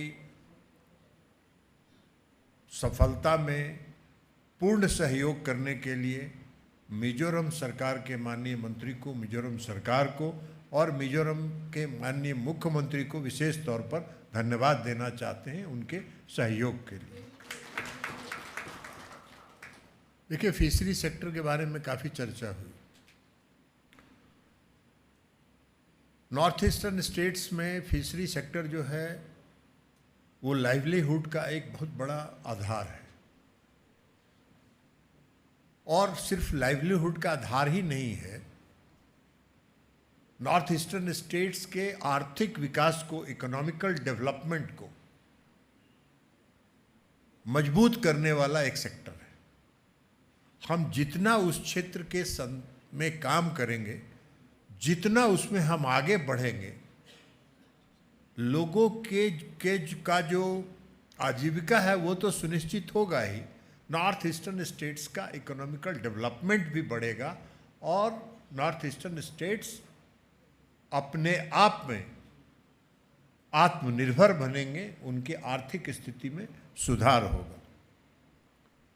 इसलिए हम कह रहे हैं कि फिशरी सेक्टर पूरे नॉर्थ ईस्टर्न रीजन के लिए एक बहुत ही महत्वपूर्ण क्षमता को विकसित करने वाला क्षेत्र है। आदरणीय प्रधानमंत्री नरेंद्र मोदी जी के नेतृत्व में फिशरी सेक्टर में बहुत काम हुआ है, कई योजनाएं हुई हैं। हम आगे आपको बताएंगे कि नॉर्थ ईस्टर्न स्टेट्स ने भी इसमें काफ़ी प्रगति की है, उसमें भी काफ़ी सुधार हुआ है, लेकिन सुधार की और आवश्यकता है। आदरणीय प्रधानमंत्री जी ने कई तरह की योजनाएं फिशरी सेक्टर्स के लिए शुरू की। सबसे पहले योजना उनका था ब्लू रिवॉल्यूशन का। ब्लू रिवॉल्यूशन उन्होंने किया। FIDF का fund, FIDF fishery infrastructure development fund को, इंफ्रास्ट्रक्चर को कैसे बढ़ाया जाए, उसके लिए FIDF चलाया। फिर PMMSY, प्रधानमंत्री मत्स्य संपदा योजना, जो 5 साल पूर्ण करके अब 16वें वित्त आयोग के साइकिल में PMMSY 2 के तहत आ रहा है। PMKSSY, ये कई योजनाएं हैं। ये योजनाओं को उन्होंने शुरू किया और उसका परिणाम भी इस देश में को देखने को मिला। इन सारी योजनाओं में लगभग 39,000 करोड़ रुपए का इन्वेस्टमेंट केंद्र सरकार ने किया है इन सारी। अब इनलैंड स्टेट्स, हमारा इनलैंड स्टेट्स जो है फिशरी सेक्टर में, हमारा इनलैंड स्टेट्स में फिशरी सेक्टर का जो ग्रोथ है वह 147% ग्रोथ हुआ है पिछले 11 वर्षों में। 147% का ग्रोथ है। अब ये आप समझिए कि कितना बड़ा जंप हुआ है, और उसके कारण आज फिश प्रोडक्शन में हम पूरे दुनिया में दूसरे स्थान पर हैं, पूरे ऑल ओवर कोस्टल और इनलैंड को मिला लें अगर तब। और अगर सिर्फ इनलैंड स्टेट्स को देखें तो इनलैंड स्टेट्स में जो हमारा प्रोडक्शन बढ़ा है उसमें आज हम दुनिया में पहले स्थान पर, दुनिया में इनलैंड स्टेट्स के प्रोडक्शन में फर्स्ट है, और ओवरऑल फिश प्रोडक्शन में दुनिया में दूसरे स्थान पर हम आज हैं। हमारा एक्सपोर्ट भी बढ़ा है। हमारे देश की अर्थव्यवस्था में भी फिशरी सेक्टर ने बहुत योगदान दिया है। पिछले साल हमारा एक्सपोर्ट था लगभग 62,000 करोड़ रुपया, और इस साल आप सबको मालूम है कि फिशरी सेक्टर में और जो इंपोर्ट पर US ने, अमेरिका ने जो 58% का टैरिफ लगाया, उसके बाद हमारे जो फिशरी सेक्टर के जो एक्सपोर्ट थे वो सबसे ज़्यादा प्रभावित होने की संभावनाएं थी, क्योंकि हमारा मैक्सिमम जो एक्सपोर्ट होता था वो US मार्केट में होता था। लेकिन उसके बावजूद इस सारी चुनौतियों को स्वीकार करते हुए हमारे देश के एक्सपोर्टर्स ने दुनिया के कई बाजारों में अपनी बाजार खोजी। प्रधानमंत्री नरेंद्र मोदी जी ने भी दुनिया के कई देशों में जाके फ्री ट्रेड एग्रीमेंट किया, और उस FTA के कारण आपको जानकर आश्चर्य होगा कि 62,000 करोड़ से बढ़ के हम 72,325 करोड़ रुपए पर इस साल हमारा एक्सपोर्ट पहुंचा है। हम एक्सपोर्ट में भी 10,000 करोड़ का बढ़ा। उसी तरह हम आपको ये कह रहे हैं कि जैसे नॉर्थ ईस्टर्न स्टेट्स है, नॉर्थ ईस्टर्न स्टेट्स में भी एक्सपोर्ट की बहुत संभावना है। अगर आप नॉर्थ ईस्टर्न स्टेट्स के जो राज्य हैं वो अगर एक्सपोर्ट पर केंद्रित करें और एक्सपोर्ट के स्पेसीज को, जो आपका ट्रेडिशनल स्पेसीज है उसको डाइवर्सिफाई करके अगर आप एक्सपोर्ट्स के स्पेसीज को एडॉप्ट करें और उसको अगर प्रमोट करें अपने राज्यों में, तो आपके नॉर्थ ईस्टर्न स्टेट्स में भी एक्सपोर्ट की काफ़ी संभावनाएं हैं।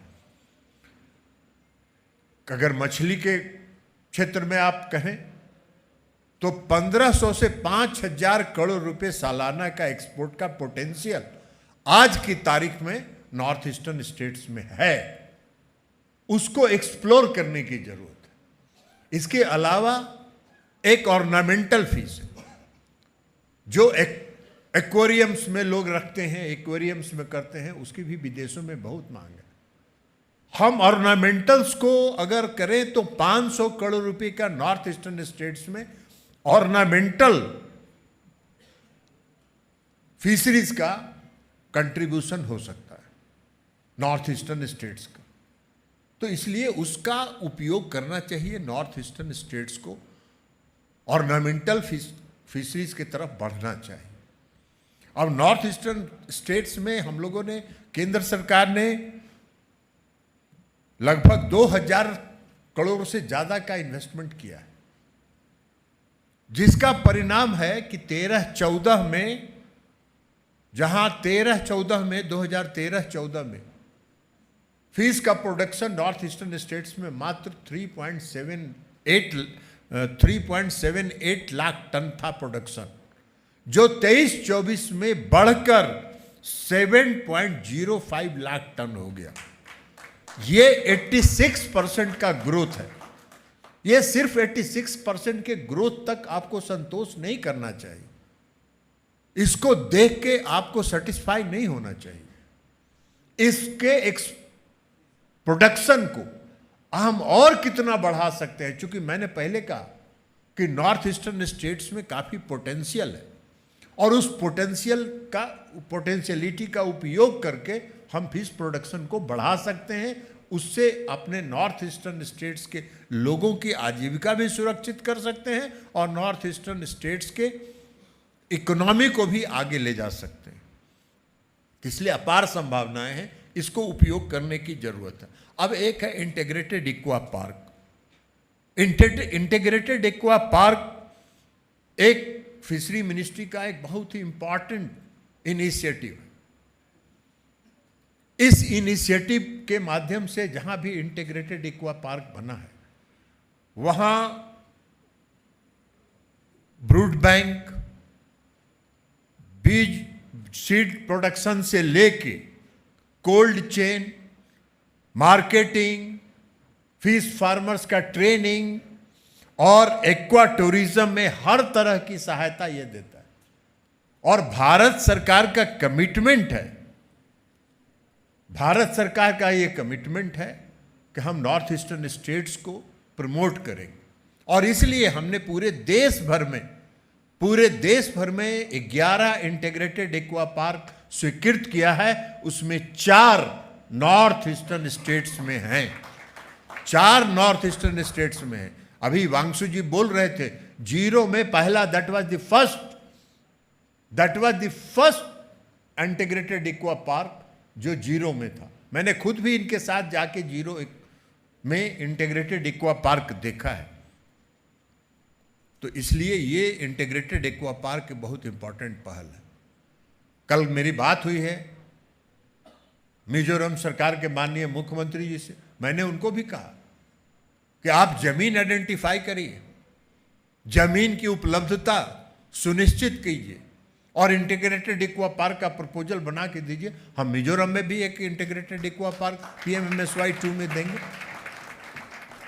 लेकिन हम पैसा दें और जमीन पहले से उपलब्ध नहीं हो तो फिर उसका एक्सक्यूशन डिले होगा, और एक्सक्यूशन डिले होगा तो नॉर्थ ईस्टर्न स्टेट्स को सफ़र करना पड़ेगा। इसलिए मैंने उनसे आग्रह किया कि आप जमीन आइडेंटिफाई कर लीजिए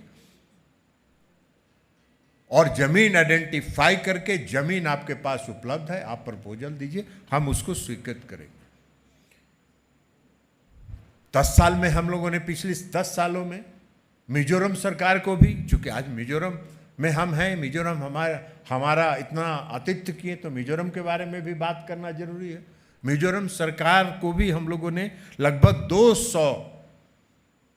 200 करोड़ रुपए की परियोजनाओं की स्वीकृति हम लोगों ने मिजोरम में भी दिया है।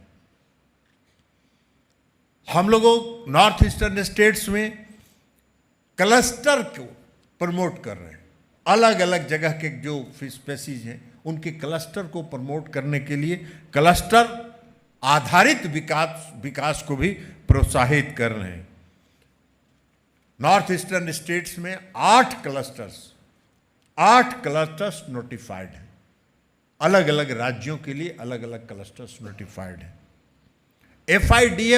FIDF जैसा मैंने पहले बताया कि FIDF जो निजी स्टेक होल्डर्स हैं, निजी स्टेक होल्डर्स के लिए इंफ्रास्ट्रक्चर डेवलपमेंट को डेवलप करने के लिए उपलब्ध है फंड।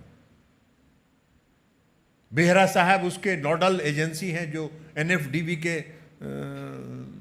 CEO हैं। आप FIDF का इस्तेमाल कीजिए, जो प्राइवेट एंटरप्रेन्योर्स हैं उनको प्रमोट कीजिए, उनको मोटिवेट करिए कि वो FIDF का लाभ लेके इंफ्रास्ट्रक्चर को डेवलप करने में मदद करें। उपयोग करने की जरूरत है। रास्ते खुले हुए हैं। ये हम लोग के यहां एक कहावत है, जहां चाह वहां राह। अगर हमारे राज्य में ये हम तय कर लेंगे कि हमको ये करना है, तो अगर हम तय कर लेंगे कि करना है, चाहत है कि करना है, तो रास्ता बहुत है, रास्ता तो अपने आप मिल जाए। उस रास्ते का उपयोग करने की जरूरत है। फीस फार्मर्स के कल्याण के लिए कई योजनाएं शुरू की गई। केसीसी कार्ड्स दिया जा रहा है फीस फार्मर्स को, मछुआरों को। हम मछुआरों को नेशनल डिजिटल प्लेटफॉर्म के साथ जोड़ रहे हैं और लाखों फीस फार्मर्स हमारे नेशनल डिजिटल प्लेटफॉर्म के साथ जुड़े हैं।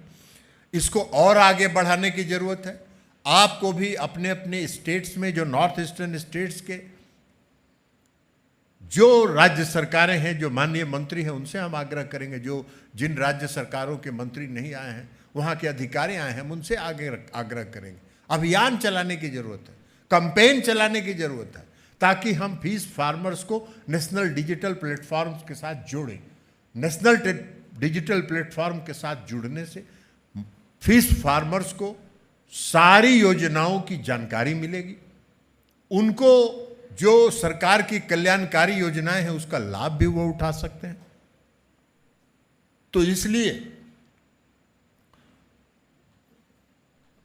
अब हम 3 राज्य हैं नॉर्थ ईस्टर्न के, जिन्होंने काफ़ी अच्छा काम किया है। हम उनको भी बताना चाहते हैं कि असम में काफ़ी अच्छा काम हुआ है। फिश सीड प्रोडक्शन में काफ़ी बेहतर काम हुआ है।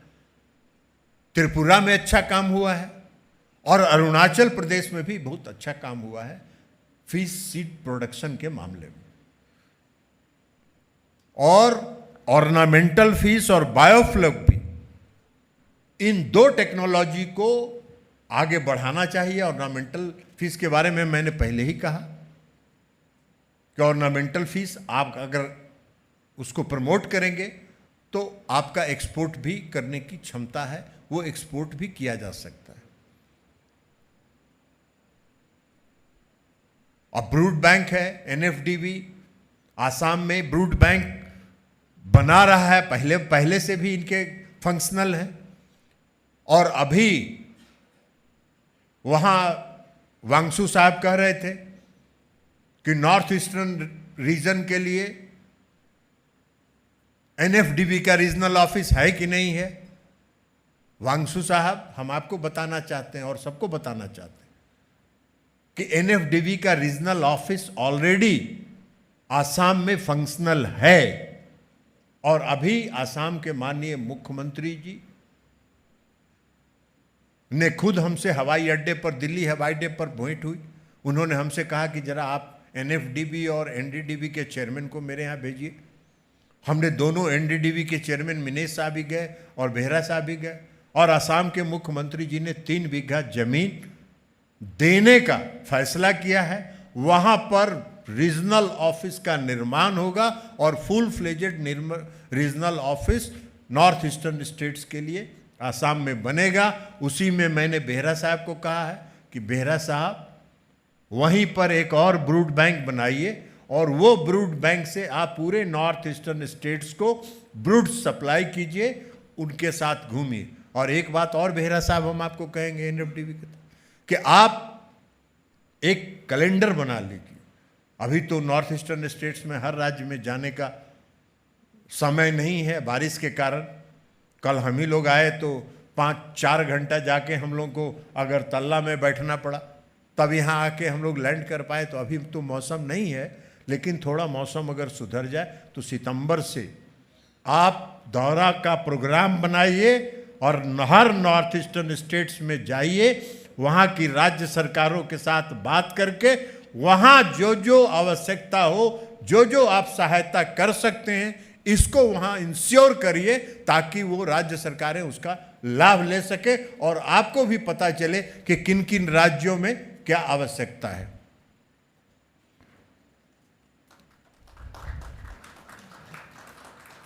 अब कई राज्यों ने कहा पॉन्ड्स के बारे में।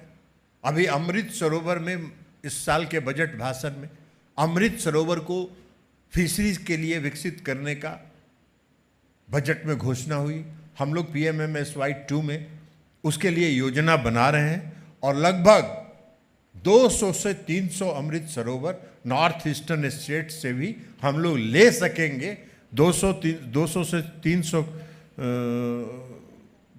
300 करोड़ रुपए तक का हम लोग इन्वेस्टमेंट उसमें कर सकेंगे, ये हम आपको आश्वस्त करते हैं। आप भी अपने राज्य से अमृत सरोवर की जो भी योजना हो वो सबमिट करिए और सबमिट करने के बाद फिर हम लोग उस पर तय करेंगे जब हमारी PMMSY 2 की योजना स्वीकृत हो जाएगी। तो एक बात हम मिजोरम में आज आए हैं, मिजोरम के माननीय फिशरी मिनिस्टर ने भी कहा उस बात को।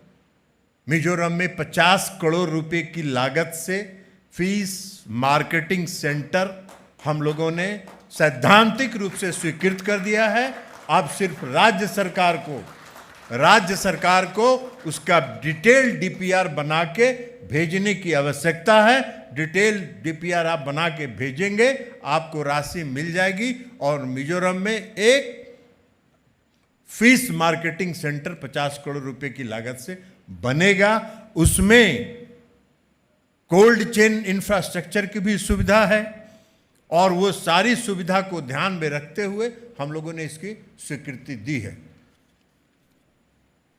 तो इसलिए मैंने बताया कि जो फिशरी सेक्टर है वो उसमें काफ़ी संभावना है और उन संभावनाओं का अगर आप इस्तेमाल करें तो नॉर्थ ईस्टर्न स्टेट्स के आप इकोनॉमी को आगे बढ़ा सकते हैं, प्रोडक्शन को बढ़ा सकते हैं। आपका जो प्रोडक्शन और कंजम्पशन में जो गैप है उस गैप को भी आप फुलफिल कर सकते हैं।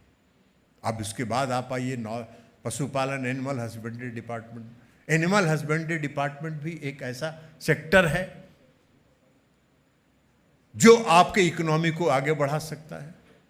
लेकिन नॉर्थ ईस्टर्न स्टेट्स में हम ये पहले ही बता दें कि एनिमल हस्बेंड्री के सेक्टर में डेवलपमेंट की काफ़ी आगे गुंजाइश, उसमें ज़्यादा गुंजाइश है जहां आपको काम करने की आवश्यकता है।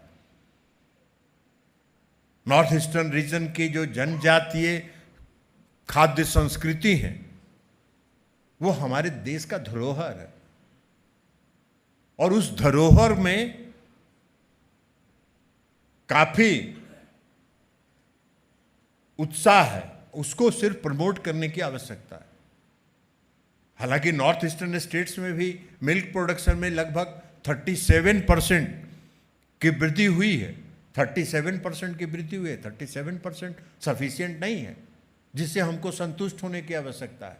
अंडा के क्षेत्र में हम 40% का प्रोडक्शन ग्रोथ हुआ है। मांस के सेक्टर में 15% का प्रोडक्शन ग्रोथ हुआ है, लेकिन यह सफिशिएंट नहीं है। यह सफिशिएंट नहीं है, इसमें और संभावना है।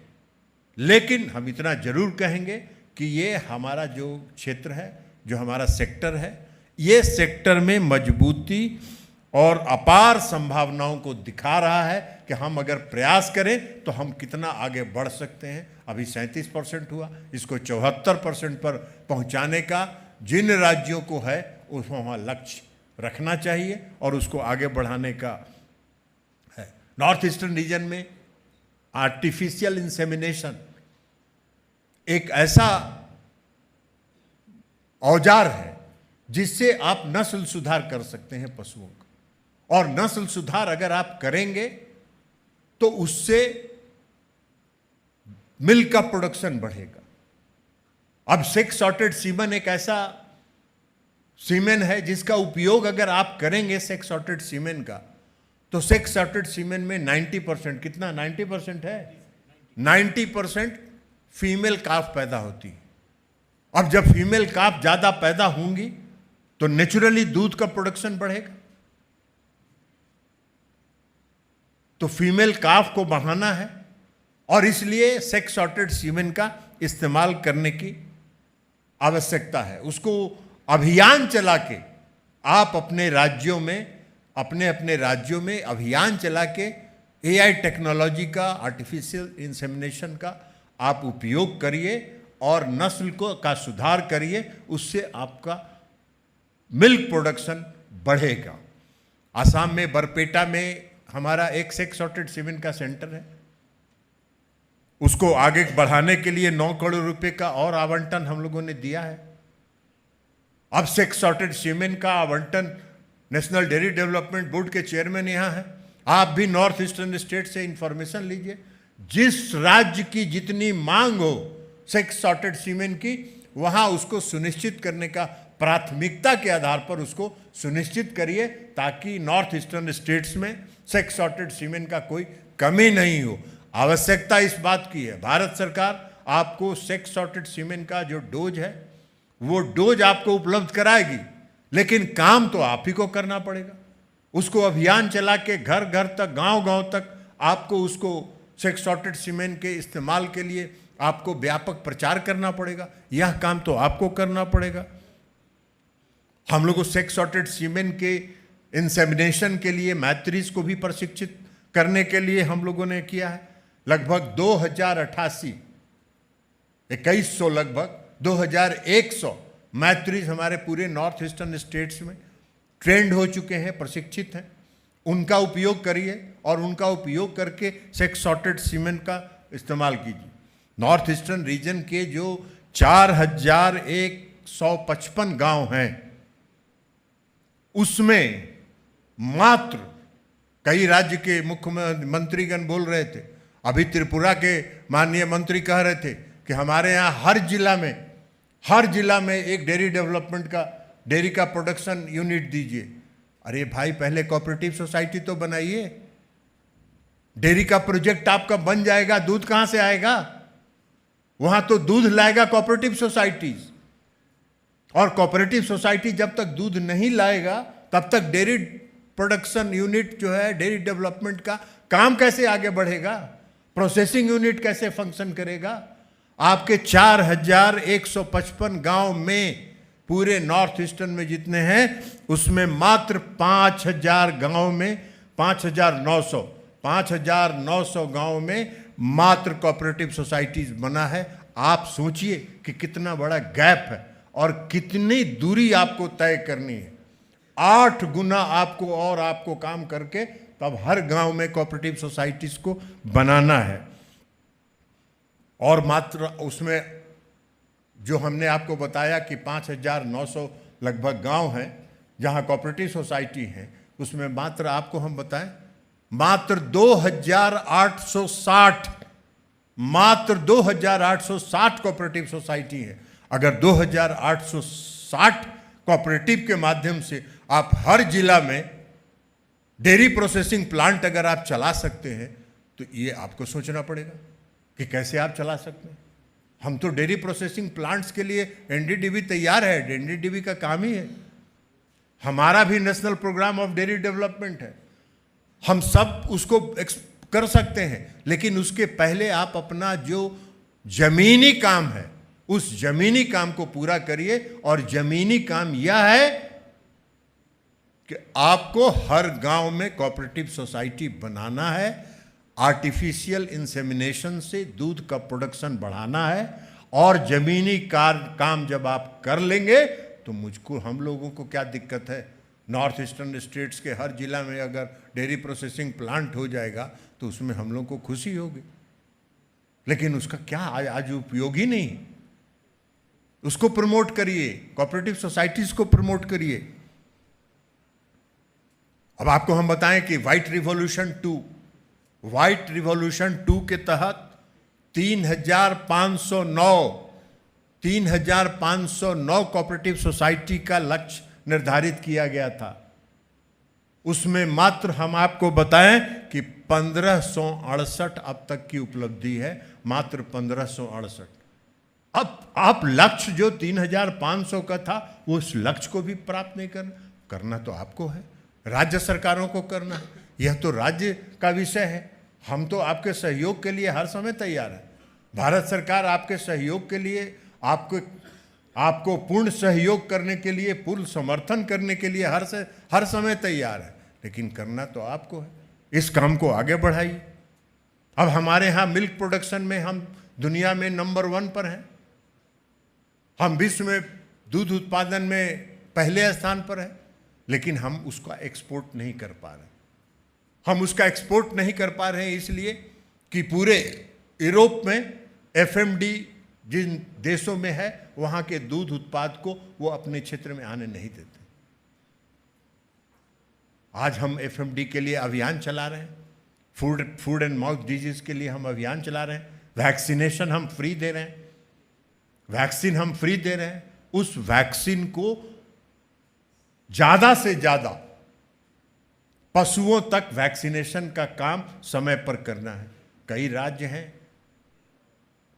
6 साइकिल में हैं, 8 साइकिल में हैं, 5 वर्षों तक हर साल 2 वैक्सीन पड़ना है, 10 वैक्सीन 5 वर्षों में पड़ना है। और जब 5 वर्षों में 10 वैक्सीन पड़ेगा तभी हम एफएमडी मुक्त भारत की घोषणा कर सकते हैं। आपके यहाँ पीपीआर है, पीपीआर के भी लगभग 9.5 लाख वैक्सीन दिए जा चुके हैं नॉर्थ ईस्टर्न में। सीएसएफ के क्लासिकल स्वाइन फ्लू के लगभग 25 लाख वैक्सीन दिए जा चुके हैं। अब कई राज्यों ने कहा एएसएफ के बारे में। अब एएसएफ के बारे में आप सबको मालूम है कि एएसएफ के लिए पूरे दुनिया में कोई वैक्सीन उपलब्ध नहीं है, पूरे दुनिया में कोई वैक्सीन उपलब्ध नहीं। वियतनाम ने एक वैक्सीन का इजाद किया है, लेकिन हम लोग उसको भी देख रहे हैं, उसको भी हम देख रहे हैं कि अगर वो इफेक्टिव वैक्सीन होगा, अगर वो कारगर होगा एएसएफ को नियंत्रित करने में, तब हम उसका आयात करेंगे, इंपोर्ट करेंगे। लेकिन अभी तक जो हम लोगों को जानकारी है कि वो वैक्सीन भी इफेक्टिव नहीं है। तो आज दुनिया में कहीं भी एएसएफ का कोई वैक्सीन नहीं है। तो जब वैक्सीन नहीं है, अगर कहीं भी उपलब्ध होता है तो हम लोग उसका जरूर उपयोग करेंगे। इसलिए कि सिर्फ आपकी चिंता नहीं है, ये भारत सरकार की भी चिंता है कि हमको हर बार एएसएफ से जो मृत्यु होता है उसके लिए हमको जो कंपनसेशन है, उस कंपनसेशन में भी हमको हिस्सेदारी देनी पड़ती है। तो हम अगर एएसएफ का वैक्सीन उपलब्ध होगा और उसका हम अभियान चला के एएसएफ को नियंत्रित कर सकेंगे तो हम सबों को खुशी होगी। एनएलएम के तहत, नेशनल लाइव स्टॉक मिशन के तहत 361 परियोजनाओं की नॉर्थ ईस्टर्न स्टेट्स में स्वीकृति दी गई है। लगभग 210.33 करोड़ रुपए की लागत से नॉर्थ ईस्टर्न स्टेट्स में इसकी स्वीकृति दी गई है। HIDF जो animal husbandry infrastructure development fund है, उसके तहत भी हम लोगों ने 344.16 करोड़ का निवेश नॉर्थ ईस्टर्न स्टेट्स में किया है, जिससे 2 करोड़ 68 लाख अंडे का उत्पादन और 1.70 लाख लीटर दूध के उत्पादन को सुनिश्चित करने के लिए हम लोगों ने HIDF में दिया है। और 10,000 लगभग मैट्रिक टन मांस का उत्पादन भी बढ़ाने की बात है। पशु आहार के जो चेन है, श्रृंखला है, उस श्रृंखला के लिए भी हम लोगों ने HIDF से फंड आयोजित किया है। और इसके अलावा राज्य सरकारों में कई माननीय मंत्री ने कहा राज्यों में जरूरत है। भारत सरकार से प्रयास करके अभी हम लोगों ने लगभग 3,000 करोड़ रुपए का शासकीय फंड इस विभाग के लिए आवंटित किया है वित्त विभाग ने।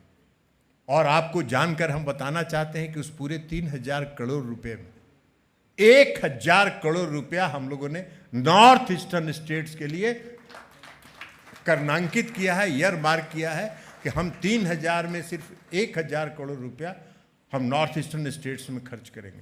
उसमें असम के लिए हम लोगों ने लगभग 500 करोड़ 250 करोड़, मेघालय के लिए 150 करोड़ और सभी अन्य जो नॉर्थ ईस्टर्न स्टेट्स हैं सभी राज्यों के लिए 100 करोड़ रुपए का हम लोगों ने ईयर मार्क किया है। उसके लिए आप DPR सबमिट कीजिए। DPR जो शासकीय के फंड्स के नॉर्म्स हैं, उस नॉर्म्स के तहत आप सबमिट कीजिए। हम लोग उस पर विचार करेंगे और उसको PMMSY 2 में हम लोग उसको आगे स्वीकृत करने के लिए स्वीकृत करेंगे। हम आपको भारत सरकार की तरफ से एक ही बात बताना चाहते हैं कि भारत सरकार नॉर्थ ईस्टर्न स्टेट्स को सपोर्ट करने के लिए हमारी जितनी योजनाएं हैं उन सभी योजनाओं को हम जारी रखेंगे और नॉर्थ ईस्टर्न स्टेट्स को सपोर्ट करते रहेंगे। लेकिन हम सबों का और आदरणीय प्रधानमंत्री जी का भी ये संकल्प है कि north eastern states self sufficient बने, उसके लिए जितनी मदद करने की आवश्यकता है उसको करना है। और हम सब सारी योजनाओं को जारी रखेंगे, लेकिन हम आपसे आग्रह करेंगे, नॉर्थ ईस्टर्न स्टेट्स के जो माननीय मंत्री हैं, जो यहाँ के अधिकारी आए हुए हैं, उनसे आग्रह करेंगे कि आप बेहतर प्रबंधन, बेस्ट मैनेजमेंट, स्कीम्स का मॉनिटरिंग, टाइमली कंप्लीशन, और जब तक आप मॉनिटरिंग नहीं करेंगे तब तक आप टाइमली कंप्लीशन नहीं कर सकते। तो उसका टाइमली कंप्लीशन कीजिए। हमने रिव्यू किया है, हम यहाँ चर्चा नहीं करना चाहते। कई नॉर्थ ईस्टर्न स्टेट्स में हम लोगों ने पैसा दिया है, उस पैसे का उपयोग नहीं हो पा रहा, वो योजनाएं लंबित हैं। उन योजनाओं को कार्यान्वित करने की जरूरत है। उन योजनाओं को चिन्हित करके किन किन योजनाओं पर नॉर्थ ईस्टर्न स्टेट्स में काम पूरा नहीं हुआ है उसको आइडेंटिफाई करने की जरूरत है। यहाँ विभिन्न राज्यों के सचिव आए हैं, माननीय मंत्री जी लोग भी हैं, हम उनसे भी कहेंगे कि आप बैठ के अपने सचिव के साथ कहिए कि कौन कौन सी योजनाएं भारत सरकार ने दी है जो हमारे स्टेट्स में पेंडिंग है। उन स्कीम्स को टाइमली कंप्लीशन करने का फ्रेमवर्क तैयार कीजिए, टाइमलाइन तैयार कीजिए। आप देखिए कि जब योजनाएं पूर्ण होगी उससे पूर्णतः राज्यों को लाभ होगा, आपका उत्पादन बढ़ेगा, आपका हर क्षेत्र में आपको काम करने का अवसर मिलेगा और आगे की योजनाओं के लिए भी आप बढ़ सकते हैं। हम लोगों की चिंता, जब कोई प्रस्ताव आता है किसी राज्य तो हम अपनी दिक्कत भी बता दें। हम लोगों के लिए यह चिंता हो जाती है कि भाई पहले से जो पैसा हम लोगों ने जिन योजनाओं को दिया उन योजनाओं का काम पूर्ण नहीं हुआ है, फिर राज्य सरकारों से मांगा जा रहा है। तो इसलिए टाइमली कंप्लीशन करिए।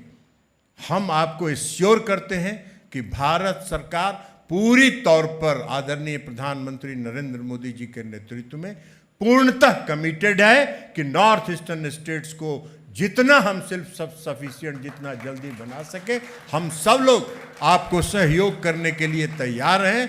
आप सिर्फ आज लौट के जाइए, अभी तो बरसात का मौसम है, कहीं काम नहीं होगा।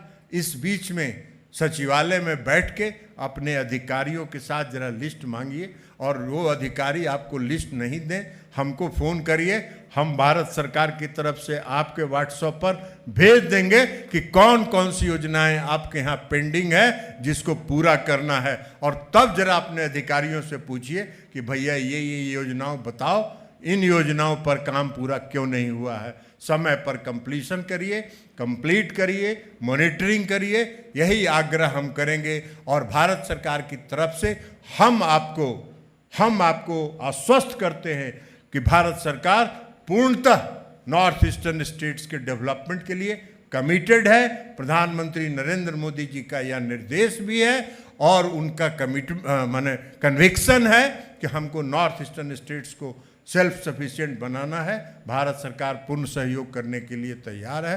और अंत में पुनः हम मिजोरम सरकार के 2 माननीय मंत्री हैं और मुख्य सचिव भी हैं, इनको विशेष तौर पर हम धन्यवाद देते हैं इस बेस्ट हॉस्पिटैलिटी के लिए, बेस्ट व्यवस्था के लिए।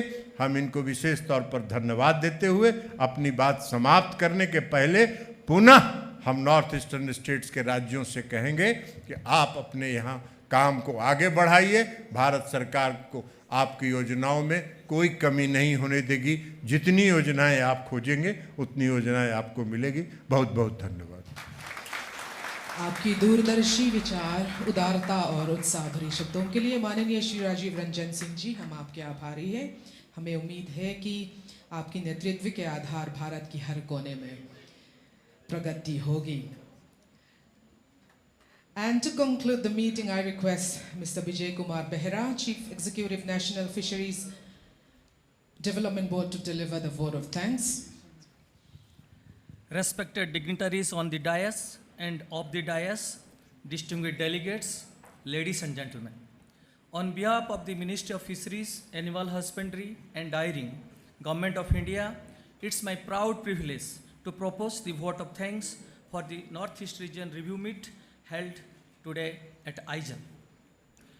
At the outset, I extend our heartfelt gratitude to Sri Rajiv Ranjan Singh Ji, Honorable Union Minister for Fisheries, Animal Husbandry and Dairying and Panchayat Raj, Government of India, for gracing this occasion for his visionary guidance and encouragement to the fisheries and animal husbandry and dairy sector in northeastern states. I express my sincere thanks to Sri George Kurian Ji, Honorable Minister of State for Fisheries, Animal Husbandry and Dairying and Minority Affairs, Government of India, for his valuable presence and continued support to the development initiatives in northeastern region. My special thanks to Lal Saibunga, Honorable Minister of Animal Husbandry and Veterinary, Government of Mizoram, and Sri Lal Thangsanga, Honorable Minister of Fisheries, Government of Mizoram, for their warm hospitality and support in successfully hosting this important review meeting in the beautiful state of Mizoram. I extend heartfelt thanks to all the honorable ministers and advisors from northeastern states who are here in this NER review meet. Sri Gabriel D. Wangsuji, Honorable Minister of Arunachal Pradesh, Sri Timothy D. Siraji, Honorable Minister from Meghalaya, Sri Sudhanshu Das Ji, Honorable Minister of Fisheries, Government of Tripura, Sri Pongjang Jamir Ji, Advisor Fisheries, Government of Nagaland, Sri Kejetu Kimini Ji, Advisor Nagaland, for their active involvement and commitment towards regional cooperation and development. We are deeply grateful to Dr. Abhilash Likhi Ji, Secretary Fisheries, Government of India, Sri Naresh Pal Gangwar Ji, Secretary Animal Husbandry Dairying, Government of India, Madam Barsha Joshi Ji, and Sri Ram Shankar Sinha Ji, Additional Secretaries, Department of Animal Husbandry and Dairying, Government of India, Sri Sudhir Kumar Ji, Principal Scientist and Chief Secretary, Government of Mizoram, Dr. Minesh Saha Ji, Chairman NDDB, Sri Sagar Mehra Ji, Joint Secretary Inland Fisheries, Government of India, for their leadership, guidance, valuable contribution towards strengthening fisheries, animal husbandry and dairying in northeastern region. Our sincere thanks are also due to all the additional chief secretaries, principal secretaries, joint secretaries, commissioners, directors, and all the senior officials from Government of India and state governments who enriched the discussion with their valuable experience and suggestions. I would like to thank all the delegates, officers of the Department of Fisheries, Animal Husbandry and Dairying, Government of Mizoram, Department of Fisheries, Government of India, Department of Animal Husbandry and Dairying, Government of India, NFDB, NDDB, ICR, and everyone who worked tirelessly behind the scenes to make this event a grand success. With deep gratitude to one and all, I once again thank every distinguished guests and participants for their valuable presence and contribution. Thank you all. Jai Hind. With that, we've come to the end of this review meeting. I would like to request the dignitaries on the dais to please wait for an official photo session, and they may be joined by the honorable ministers from the northeastern region. Group photograph. Yes, You can request the honorable ministers to come up. That's exactly what I was saying. Yes. Sir, Honorable ministers from the northeastern region, please come up on the dais.